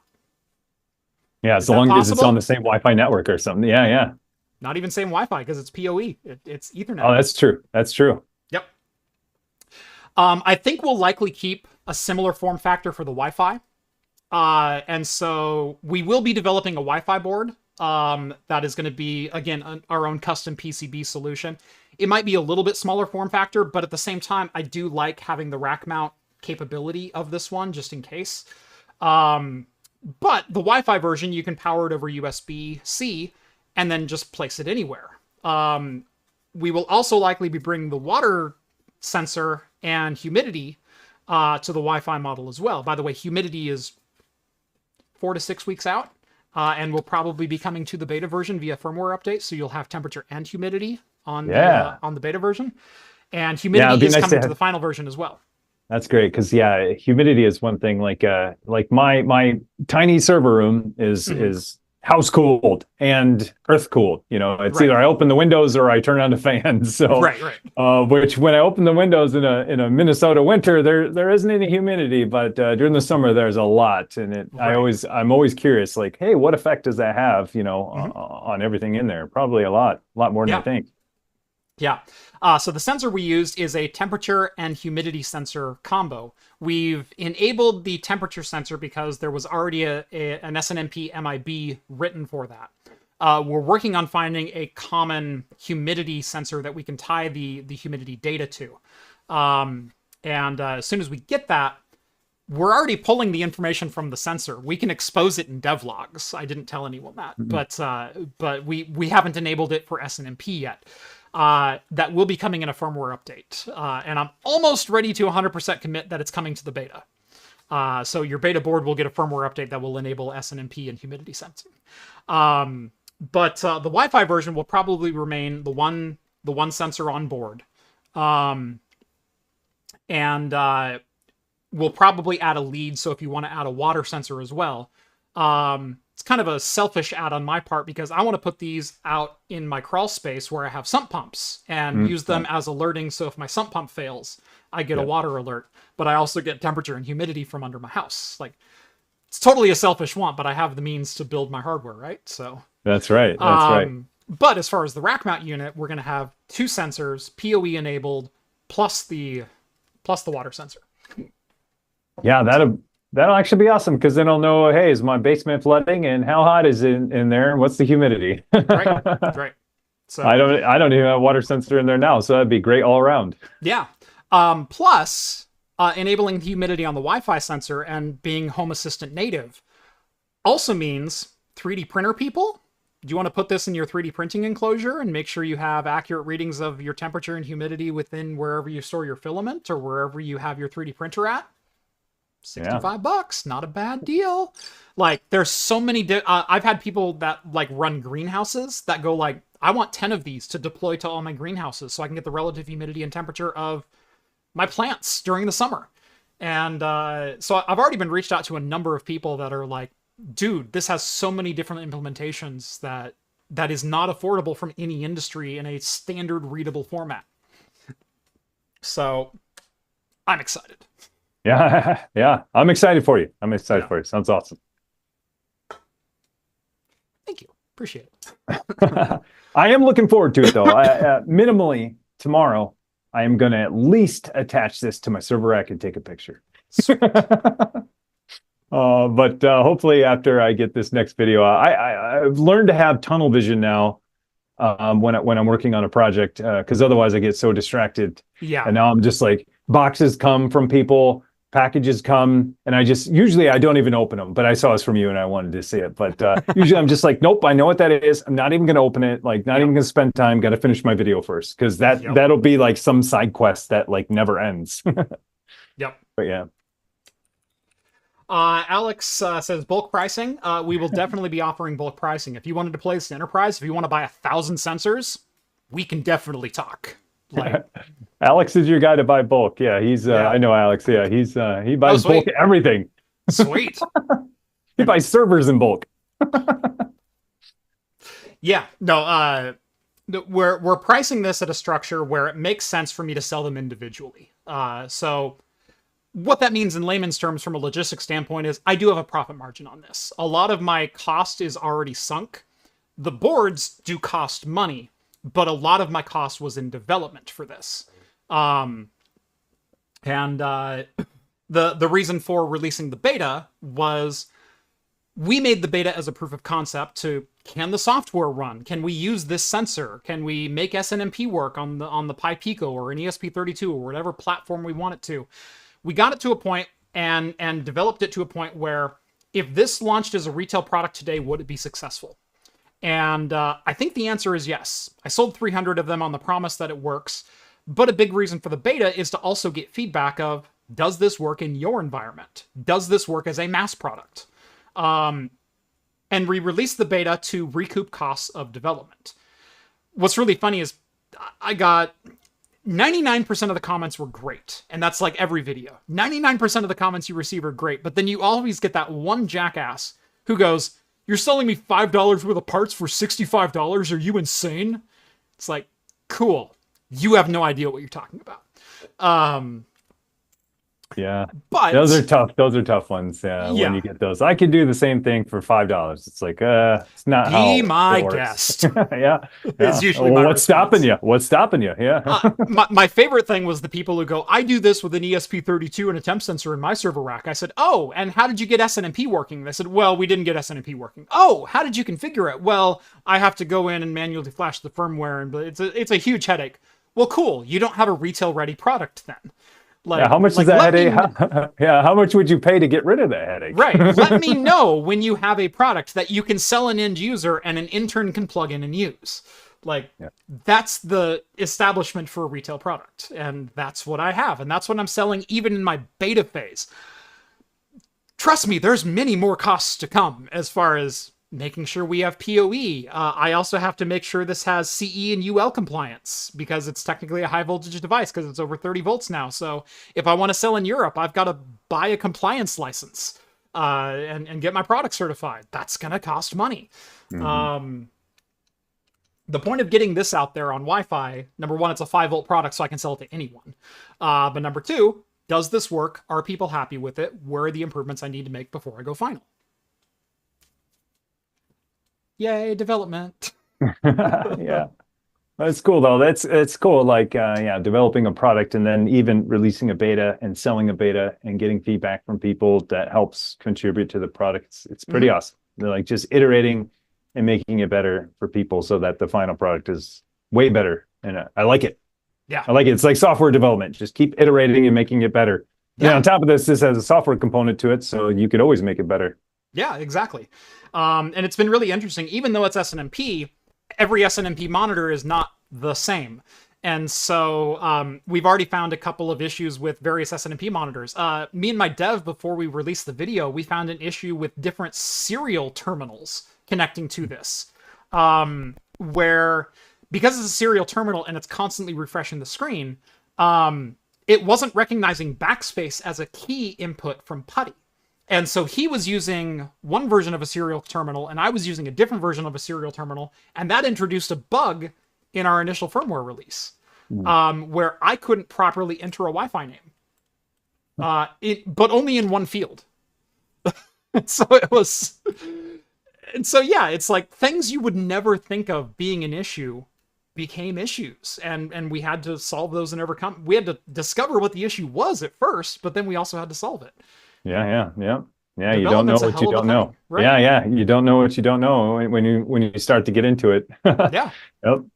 Yeah. I had some feedback already from, so I sent out 21 boards to different people that I know. So the TECHNOTIMs and the Gearlings of the world received one.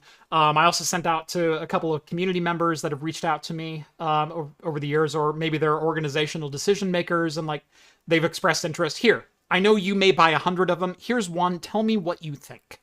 And I shipped one to New Zealand, for God's sakes. Like, oh yeah. Actually, I shipped two to New Zealand, so that was fun. Yeah, tell me what you think, and let me know of the bugs, because I want to make sure those are ironed out before we go final. So it's fun. It's a lot of fun. But making glassware was the first step in getting the confidence to do anything even close to this. So yeah. It's pretty awesome to see it coming together. Yeah. Super exciting. Lots of potential for the product, and if this is successful, this will not be my only home lab product. I have literally 2 others already on the drawing board. Yeah, I heard you mention that in the video. My interest was piqued. I was like, what else? I'll tell you off camera I'll give everyone a hint of the first one. The first one is power. The first one is how much power am I using on a specific device. Not only from a reporting standpoint, like I drew this much power over 60 seconds, but I also want to see a second-by-second output via serial so I can record that if I'm doing validation testing. I want those features to be readily available because they're not right now. Yeah, it's so hard to measure power in general. Like it's such a pain. Or you get snapshots. You get the aggregated or snapshots, and it's like not accurate. I want to bring the same temperature fidelity that I got with this product to power, so we can readily validate how much power is going to a single device and make it reportable via SNMP. Or in this case, also via serial. This one will also have a serial output, so you can do a real-time view of second-by-second power utilization of what your servers are using, or monitor a power strip or your entire rack or whatever it is. But a second-by-second report or a minute-by-minute report if that's all you need. But that is so hard to get on a device-by-device basis right now. That's product number 2. It is, and on top of that, a lot of those product number 3 is going to blow your mind, by the way. Yeah, the power one sounds awesome because sometimes you get like all the cheap switches now that you get to do it either have very cheap like switches in them to where you couldn't draw that much amperage through them, or they stop working, or you have like a UPS unit, which is fine, and they tell you the power, but you have to sit there and look at it. There's no second-by-second power utilization without me going 1784, 1392, 1297, blah, blah, blah, like writing down every second. The same with the kilowatt adapters, that we use for like individual machines. Or it reports via SNMP, and it reports the instantaneous report, not the 60-second average report. Yeah. I want to be able to do either, or both, or all of them. Yeah. All at the same time. Like, I want to bring that same fidelity that this temperature sensor is giving, but to power monitoring. That's project number 2. Yeah, I think that's awesome, and that'll be a huge win because it's super hard to do that now unless you buy something really specialized to do it. Like, I have the Ubiquity power thing. I should know the name of it, but I don't. Yeah. Yeah. That, that's their power distribution. That's their closed system. I can't get the data out of there. And then, like I was saying, that like I have cheap Zigbee switches that do power monitoring, but there's no way I would be able to plug my server rack into that and have that thing actually do anything, because Right. it's like, I think max rated for like 15 amp or something. Right. Right. Yeah. So yeah, but device by device or power strip by power strip or circuit by circuit, like I want to bring that fidelity to it because it doesn't exist right now outside of like enterprise tools. And Yeah. it should, because that's important information, even down to home labor scale. Yeah. If you're hosting services for someone, you're doing a colo for someone, you've got gig ethernet when no one else around you does. It'd be nice if you're hosting a colo to get an actual readout of what your colo devices are drawing. And Yeah. Who's mining the Bitcoin in here? Because my bill went up. Right. Yep. And you can totally do that from an average standpoint, of like, oh, I recorded your power use for 24 hours and here's your average. But on a minute by minute basis, what's your 60-second average? No, the only thing that's reported is your 60-second instantaneous. So I'm reading the instantaneous use of power, not the average use over 60 seconds. And that's a different thing entirely. So that sounds awesome. And, I always say, like, even for home, I think it has a lot of practical applications too. Like, because my home assistant, when I go to the home assistant energy page, is blank. I don't want it to be blank. I want to see like what's using what power, but I have no way to do it. I've my power company, my energy company has a meter that's smart that I can tap into, but that's whole home. And it's like, okay, well, what does that mean? Like, how much does my dryer use? I'd like to know that, because then that might impact my decision on upgrading our dryer, or same with our washer or anything, Right. Like, am I on this, my refrigerator? Like, am I spending a lot of, money keeping the feeding this power hungry thing, or would going out and buying a new one save me money in the long run? Yeah. Things like that. I would love to tie into Home Assistant. I just have no way of doing it. And Gearling, I picked other up Jeff those. Chimes in. Hey, Jeff. Other Jeff. I picked up 8 of those Third Reality Zigbee switches with power monitoring on your based on your recommendation. And those are the ones I'm scared to plug my server rack into, because I think after you get I don't know, 10 or 15 amp, they're just going to flip off. Yeah. By the way, for all those wondering, TECHNOTIM was around the table when we established that Gearling is other Jeff. Yeah. He was present I think and witnessed. It might even be on YouTube too. It might be. Yeah, it was. Yeah. Because all of us were there, and then it's like, wait, where's Gearling at? Wait, what do we even call you to? And I said, well, I'm Jeff, and he's other Jeff. And we all agreed. Oh, yeah, that was great when you were changing his name tag when he was on. When he was on the last one, that was other Jeff. I was like, oh yeah, burn. Yes. Yep. Hi, Jeff. Well, there was one last thing that I wanted to get to. I know it's 10 o'clock for you at this point, but was the Nvidia announcement. I know we talked shop for 30 minutes there, but one last thing was Nvidia Blackwell has launched and has seen pretty universal praise, because what comes to enterprise is going to come to mid-level, is going to come to SMBs, is going to come to home lab, is going to come to consumer. Like, that's everything trickles down eventually. And a lot of the developments that have been happening with Blackwell and Hopper over the last 2 years, we're going to start seeing the fruits of that probably this year on the consumer side with whatever Nvidia's latest card is. But this last 12 months in particular, there has been a race for AI acceleration. And I kind of want to ask you the same thing that I want to ask a lot of my reps who are also repeating a lot of these AI catchphrases or paradigm shifts or whatever you want to call them. What are we actually going to use this for? Because right now, you know, if you watched the Nvidia Computex announcement with Jensen on stage, And we're seeing the 15 kilowatt box behind him. The 40U server with 18 blades of 36 compute nodes of Blackwell. This one little board right here drawing 1875 watts. What are we using this for?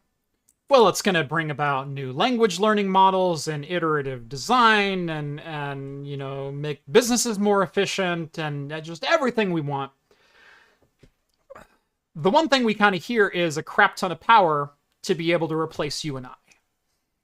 And no one's been able to actually do it yet, but it's not without trying. And like I said, I'm a hardware guy through and through.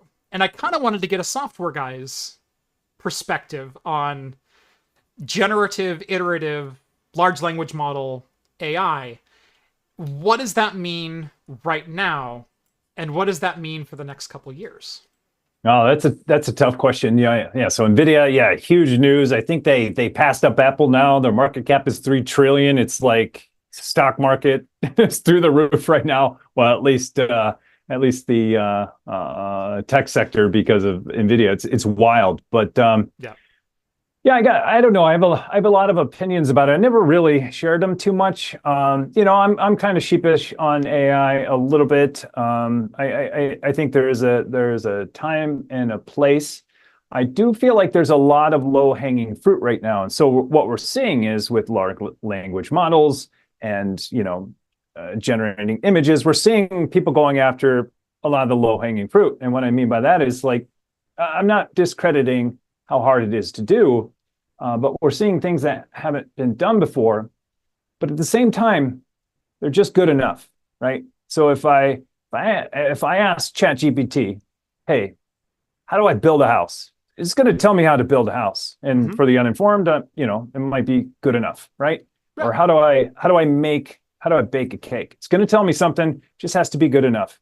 Yeah. If you ask Dolly, hey, draw me a flamingo in outer space, it just has to draw a flamingo and make outer space, and I'll say, hey, that's great. And Dolly goes, I know what those things are. Yeah. I think I could do that. Yeah, and so, it might show you a different flamingo, it might show me a different flamingo, it might show someone else a flamingo with 3 legs, but they'll say, hey, that's good enough. So I think we're at the good enough phase, which I think is good enough for some. It's impressing a lot. But I think I have a hard time at least seeing a world anytime soon where it's more exact. When you say something like, same with code, it's code can be good enough. But if I don't know, I just feel like we're a long ways away from doing things that are exact with AI. Like if you're very specific, give it very specific requirements. Yeah, I mean, you could fool Chat GPT right now. You give it a prompt that any human could figure out, but because the requirements are so strict that the LLM can't do it because it's just good enough. Right. There's plenty of examples where you can trick Chat GPT because and end with a verb, use this word, include a fruit in your sentence, and on top of that, pick a day out of the week, and you give them these constraints and they fail because, again, they're only good enough. I don't mean to stress that a lot, but I think we're at the good enough phase for AI where it's good enough to tell you some stuff. It's good enough to help you out and give you some shell scripts. Like it can help you out with code. It can help you out with a lot of things. But once we start getting the very precise stuff, that's where I feel like it kind of falls flat. I think that's a fantastic explanation of where we're at, and honestly a mode of thinking of it that I hadn't approached yet, because I'm excited about certain aspects of generative AI. I was a music major in college, and while I was always great at repeating stuff, I'm a great mental recorder with perfect pitch that can replay what I've learned. I'm awful at writing music. You do not want me writing music. However, I also know good music when I hear it. And I have thoughts in my head that I would love to get out. And if me, as a trained musician, could use a generative AI to build a backing track that is in my brain, that's a fantastic use of AI, because it is using human creativity to further my human creativity. And I think for what I would want to do, it's probably good enough right now. AI's not out there making infinitesimal decisions or specific decisions about chord progressions or about stylistic changes or, melodic harmonization or things that actually would go into finalizing a song or a backing track or a specific piece of music. It can get us 80% of the way there. And for what I want, that's good enough. Yeah. Yeah. Same thing with language models. Same thing with image generation. I have no problem with using AI as a creative tool for image generation to, I'm thinking of this castle landscape with a dragon flying over the castle in the background and our hero brooding, looking over a valley in the foreground, and he's holding a sword. And, a generative AI can do that. And then I can say, change the style, make it this, make it that. You know what? Now you've placed into my mind what was already there, but now I have a starting place. Now let me finish it. And I have no problem with AI being used as a generative, inspirational tool like that. What I do have a problem with is AI replacing an artist or replacing a coder or replacing a musician entirely. And the billionaires and the corporations thinking that that's an okay thing to do. Yeah. I linked an article down in the description from Tech Radar, which is an opinion piece, talking about this release from Nvidia and how in the author's mind that the Nvidia Blackwell is nothing short of a doomsday device, because it's an 1875 watt consuming device that is literally purpose designed to start replacing people. Because no sooner did they introduce the hardware, which, by the way, if you deploy 1 million of these, no nuclear generator could actually support in a single location, which was a fun little tidbit to throw in. But they start talking about NVIDIA ACE. And the scenarios that NVIDIA is giving for NVIDIA ACE is, we want to bring real human interaction or real interaction for APCs. We want to give NPCs a backstory in a game and allow them to generatively tell you their stories or their circumstances or their situations based on prompts given by the user. And so you can ask, where did you go to college? And, oh, I studied in Chicago and I did this. And, life was really tough. And based on prompts that are based on a backstory that's written by a human. And I think that's fine. But the problem is the next logical step is starting to replace customer service personnel and help desks and service locations and with AI that is programmed with a set of prompts. I'm not sure I'm on board for that. Yeah, it's tough. Yeah, it's tough to think about. And I don't know, I've been thinking about that a lot too. And a lot of people say, yeah, it's going to assist us and make us better. But at the same time, it's also going to replace a lot of people's jobs. I feel like that too. But I mean, we've always kind of done that. We've always kind of done that. Think of, Industrial Revolution. Yeah, we've been doing it since the beginning of time. Is getting more efficient, right? Mass producing, right. Cutting costs. So we've been doing that, but now it's assembly lines were the death of workers in 1910. Like, that's right. We can blame Henry Ford for Walmart. We really can. That's right. Yeah, same way. Cars and carriages and phonograph and everything getting replaced by something better. And but now it's when it starts to get into like assistant type stuff, you could say, well, wow, it's enriching my life and making my life better, on a personal level. But if you start doing it at scale and saying, hey, our tier 1 support, all AI, that has that has a lot of impact, you know, and that's kind of scary. Going back to our bug, could AI have ported SNMP in C over to an ARM readable version on the Raspberry Pi, on the Raspberry Pi Pico specifically? Maybe.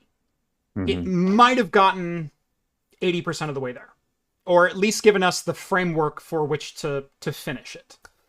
Sure, great use of AI if that's the case, but a human programmer needs to finish the last 20%. Could an AI have taken my bug report of when I type in the password into the field via the serial terminal, it is adding characters to my password, and it is locking up my terminal at a certain point. And AI would not have been able to inference what the actual issue was. However, when I said that issue, my developer said, oh, I think because it's serial, it's taking Alt-T instead of Alt-F12, or whatever the two known combinations for backspace are. It doesn't know what to do with PuTTY's implementation of backspace for a serial terminal. And so it's ignoring your input. And so instead of deleting the 4-character none for password, it's not actually deleting it, but your visual it is, because your serial terminal accepts backspace as a character, and so it's deleting your view. Then I'm typing in a password, which happens to exceed the 32-character limit of the password field, which then locked up my terminal field. AI would not have gotten there. Yeah. Because AI doesn't have the second and third layer inference to know what a problem is actually describing of a deeper problem. It's good enough for basic inference. It's not good enough to dive in. Yeah, it's tough. Like, I don't know. I go back and forth on it a lot. I think it's awesome, and then scared at the same time. And I'm excited for it, and I'm scared at the same time. Because we're just like in this weird spot right now where, you know, a lot of people are either scared for it or excited for it. No one's really harnessing it in a great way right now, other than, you know, make a lot of money. I'm sure there are great ways, other ways too, but there's so many regulations around where I think it could really help out healthcare, all this stuff, right? And they have to gradually introduce this stuff. But I, you know, I've said this though, that I always, at least right now, the whole good enough scenario, I feel like AI, at least generative AI, is kind of like you were talking about, more of getting inspiration. But I've always thought of it more like a prototype, right? Yeah. Show me 3 things. Write 3 emails. I'll pick the best one and I'll tweak it a little bit. Or draw me an image of a unicorn with a cat riding on the back. And then show me 4. I like this one the best. I'm going to then take that, and make that into a final product. So I think we're at the point now, like AI is the 3D printer of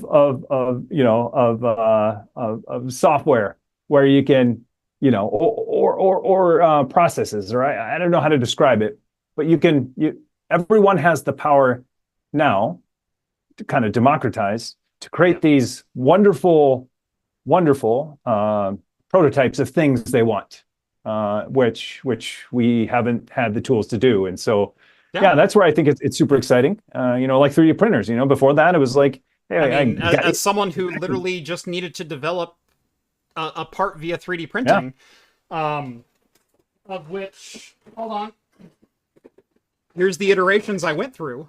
I saw that. Yeah. Like, I appreciate the rapid prototyping aspect, and the fact that I could give it a prompt, I could build something, and then send it to the printer, and then test it out, and then refine it, and then print it out, and then test it again, and then refine it. I love that process. I really, really do. I think my official final version is version 11 of the case, but there were also like 30 tweaks per version in between of terminal height and break height and actual dimensions. I will say, for my very first prototype, I nailed the screw layout though. Like, I was so proud of that. My original intention. Hold on. There it is. This is my very first prototype. Nice. Super thin walled because I didn't care how thick the walls were. I just wanted it to separate. I was actually planning on using 3D printed pegs with matching holes, and so the print itself would slot through the screw holes on the print and hold it in place like that. That was my original intent, and I also missed the button placement by like 1.5 millimeters in each direction, and so you can't actually press the button through the hole, and nothing about this worked. But these pegs were in exactly the right spot, and so I took this and further developed. Yeah. And so, I feel like, I kind of feel like AI is right there, at least from a personal assistant kind of standpoint.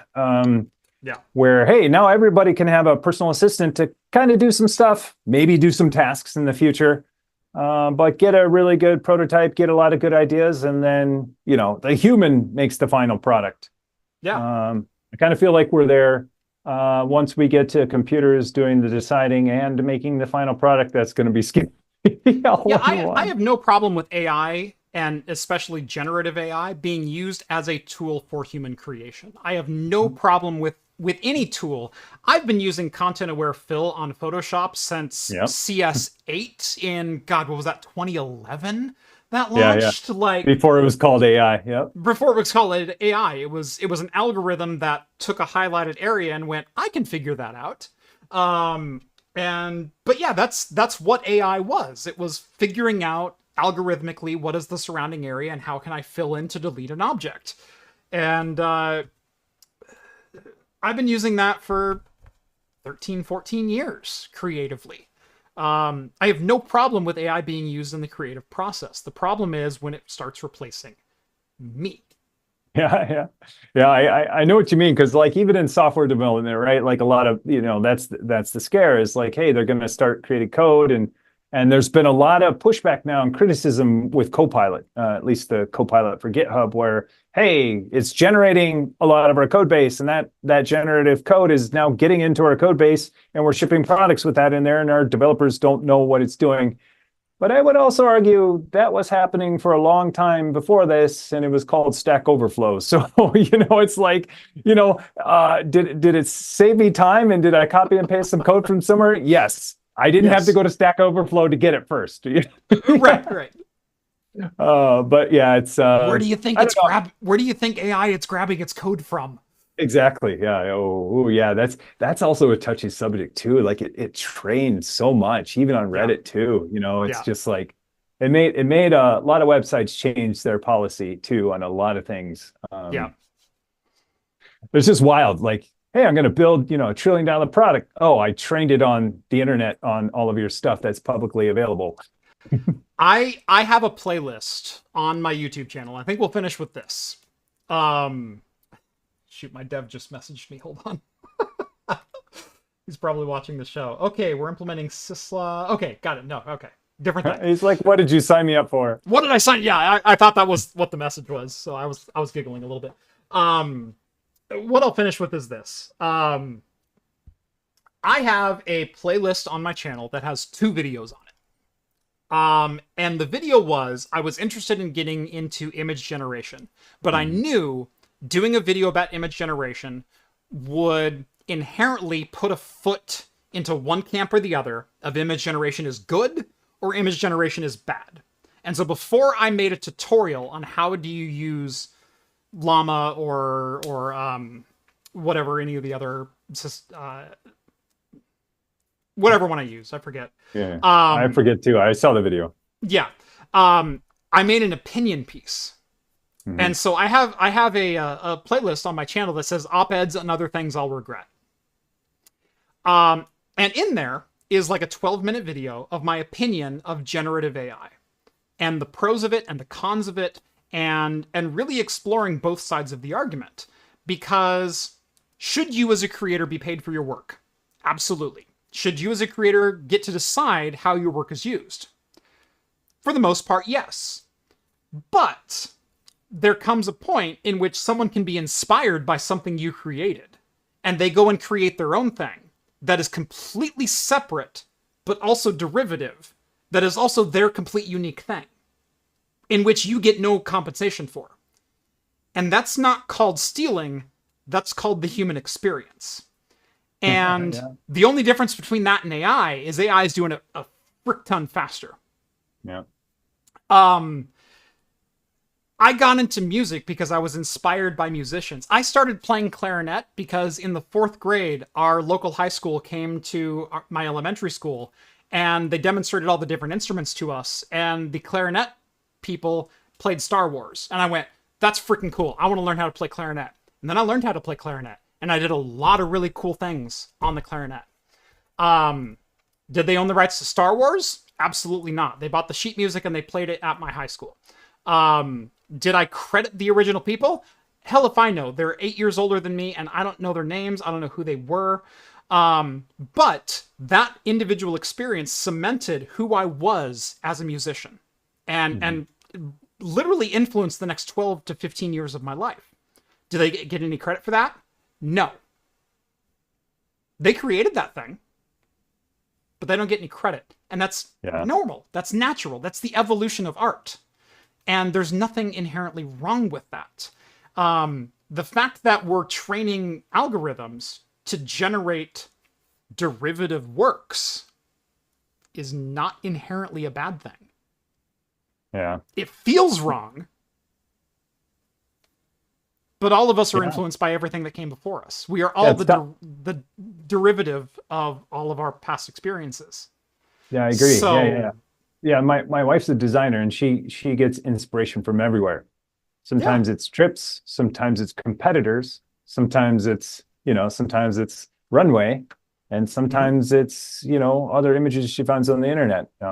So I mean, a lot of designers are that way. How do they get inspired by other people, and then that style or that image of what they like, kind of works their way into their own interpretation of that thing. So yeah, it's interesting to think about. Yeah, AI just is doing that at hyperscale, and people are saying doing it a lot like faster, and that's right. It's never been wrong before.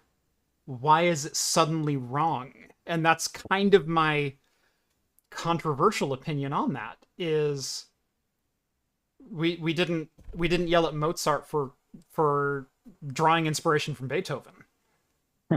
Yeah. Was Mozart wrong? Yeah. So yeah. It's a touchy subject. It really is. But yeah, it's definitely an interesting take. It's a good thought. Yeah. But I believe replacing the human in the entire process is inherently wrong, especially when it comes to costing jobs that might require some critical thinking, like customer support or retail or anything like that. Yeah. So there is some wrongness here, and I think we're focusing on the wrong points. Yeah. But as far as art goes, use it as a tool. Use it to make you a better artist. And I think that's what we'll close with. Yeah. It's yep. I agree. It's I don't know. I'm excited for personal assistants, though, at least for me. I'm never going to hire a personal assistant, but I would love, to just say, hey, could you take care of this for me? Like I do to Siri or Alexa, but on a bigger scale, like, hey, could you summarize the emails I got today? Because I don't have time to go through them all. That'd be fantastic for me. And I'm not going to pay anyone to do that, but it makes me a more efficient human. Actually, probably the person I hire is going to be a personal assistant, just because I need that. Like, I understand who I am and the way I function. And the things that I need done are executive level. The things that I need done are, can you make sure that every email that needs a response today has a response today? Thank you. Oh, yeah. Can you make sure that all my bills are paid? Can you make sure that XYZ got taken care of and that I'm staying on schedule? What am I supposed to be doing today? Can you just tell me to make sure I'm doing that? I'll tell you to piss off if I feel like it, but at the same time, someone needs to tell me that, hey, you had an X project, not Y project on your list today. That's what I need. So that's true. I'm not to that level, but but I'm super interested in like automating task-based things that make my life easier that I wouldn't normally hire someone to do. Just makes me a more efficient human so I have Yeah. more time to slack off and watch YouTube. Yeah, the majority of my professional career, I spent like I lived in IT, but I spent it primarily as a project manager and more specifically a team manager, where I would manage IT teams to make sure tasks were taken care of, and I totally excelled at that. Yeah. It's when it came down to answering my own emails that I struggled. And so I understand where my strengths and deficiencies are. Like I am totally big picture and not at all small picture. Yeah. You contribute through others. Yeah, yeah, Yeah. yeah. I make sure the bridge is built, but don't ask me if X fastener was done. That's someone else's job. So anyway, Tim, thank you for joining. This was so much fun. Yeah, so much. So glad to see you, and so nice to be able to talk to you again.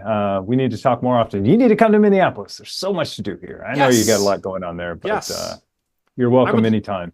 I would love to get away to Minneapolis, even just for like a weekend. Like flights aren't that expensive. Like we both have international airports. Like it wouldn't be that difficult to make that happen. So yeah, you have a chauffeur and a personal guy. I'll be your personal assistant. No AI. Sweet. I'll be your personal assistant for that weekend. Sweet. No, let's make that happen. That sounds like fun. Yeah. You know what? I wonder if, because we both need to fly into Toronto at some point. I wonder if I could spend like a day or two in Minneapolis before. Like, I wonder if I could just tell them, hey, add like one waylay on my, like, I'm on the way anyway. On the way back, I flew over Denver and Minneapolis both. Like they were within like 20 miles of my flight path. Like, just drop me off early and let's hang out. That'll be fun. Yeah, for sure. Yeah. I bet we could make that work. So, yeah. This would be awesome. Yeah. Anyway, Tim, anything you want to plug? Social media, upcoming projects, plans, type, whatever. TECHNOTIM store, like go buy the merch. It's awesome. Oh yeah. So this shirt is part of it's my first and only piece of design on my merch. Dark mode shirt. I love dark mode. Shop.technotim.live. That's where it is. But otherwise, find me on YouTube, sub there.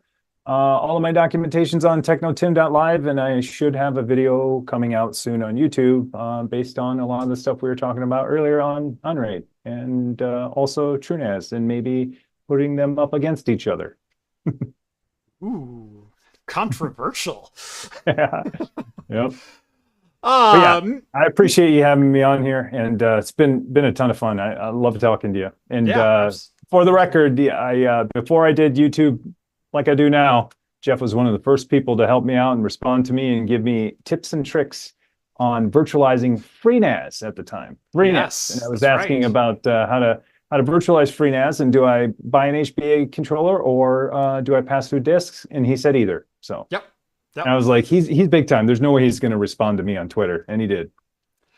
That's been one of my things. I still read literally every comment on YouTube, same. and I still respond to a good number of them, and people are always surprised. Like 10 minutes before the show, I had someone comment on a 3-year-old video, and I went, "Oh yeah, no, this is totally what you do," and I love that kind of connection. I always got super excited if my comments were, I got a little heart on my comment from a favorite creator, or someone responded to me or mentioned me in a live show or something like that. Like I used to give $5 on super chats all the time, and if Linus or Paul would read your name out, it's like, oh my god, they know.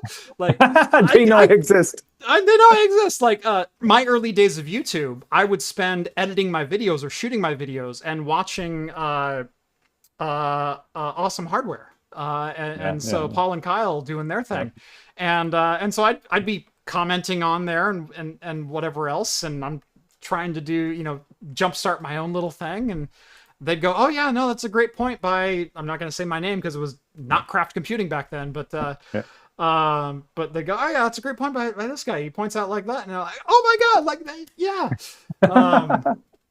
And I love that kind of connection, and I'm just a guy. I'm literally just a guy in my basement with a camera. Like that's all I am. I'm not special. I'm not a celebrity. I hate that. But if you have a question and I have an answer, I'm happy to give it. And so that's always been my mantra there.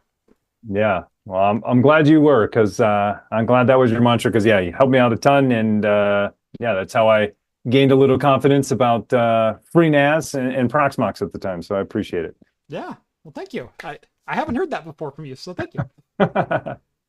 Anyway, if you like this video, thumbs up button, subscribe, all down below. I've also got links to TECHNOTIM's YouTube down in the video description. If you like the content you see on this channel, want to help support the channel, visit patreon.com/craftcomputing. Link is also in the video description. Minimum of $1 a month gets you access to the Discord server. You can chat with me literally any time of day. If you @me, and every Discord user has the right to @me, unlike TECHNOTIM server, in which I have like no rights. If you @me, I'll answer your questions. Like, and the $1 is literally there as a troll fee. If you're gonna troll me, it'll cost you $1. But if you want to join the community, if you want to hang out with like-minded people, $1 a month gets you access to the server, and it is a heck of a lot of fun and a fantastic community to hang around. If you want something back for your money, craftcomputing.store. We have pint glasses, we have coasters, we have whiskey stones, we have bottle openers. All of it made and designed in-house right here by me. If you order something every Thursday morning, because I usually don't like to wake up early on Thursdays, I will be out in my garage cutting merch and shipping that by hand. So that's what happens there. And also we have about 95 or so left of our beta units for sale of our Axe-Effect temperature sensors. If you were ever curious about the temperature of your server rack or anything else in your house, and potentially soon humidity, this is a sensor for you. $65, currently in beta, helps support the final version of the product that we'll be releasing in Q4 of this year. Thank you all so much for watching. Thank you again to Tim for joining. It was super fun to have you on. And as always, we'll see you next week, 6 p.m. right here on Craft Computing. Cheers, everyone.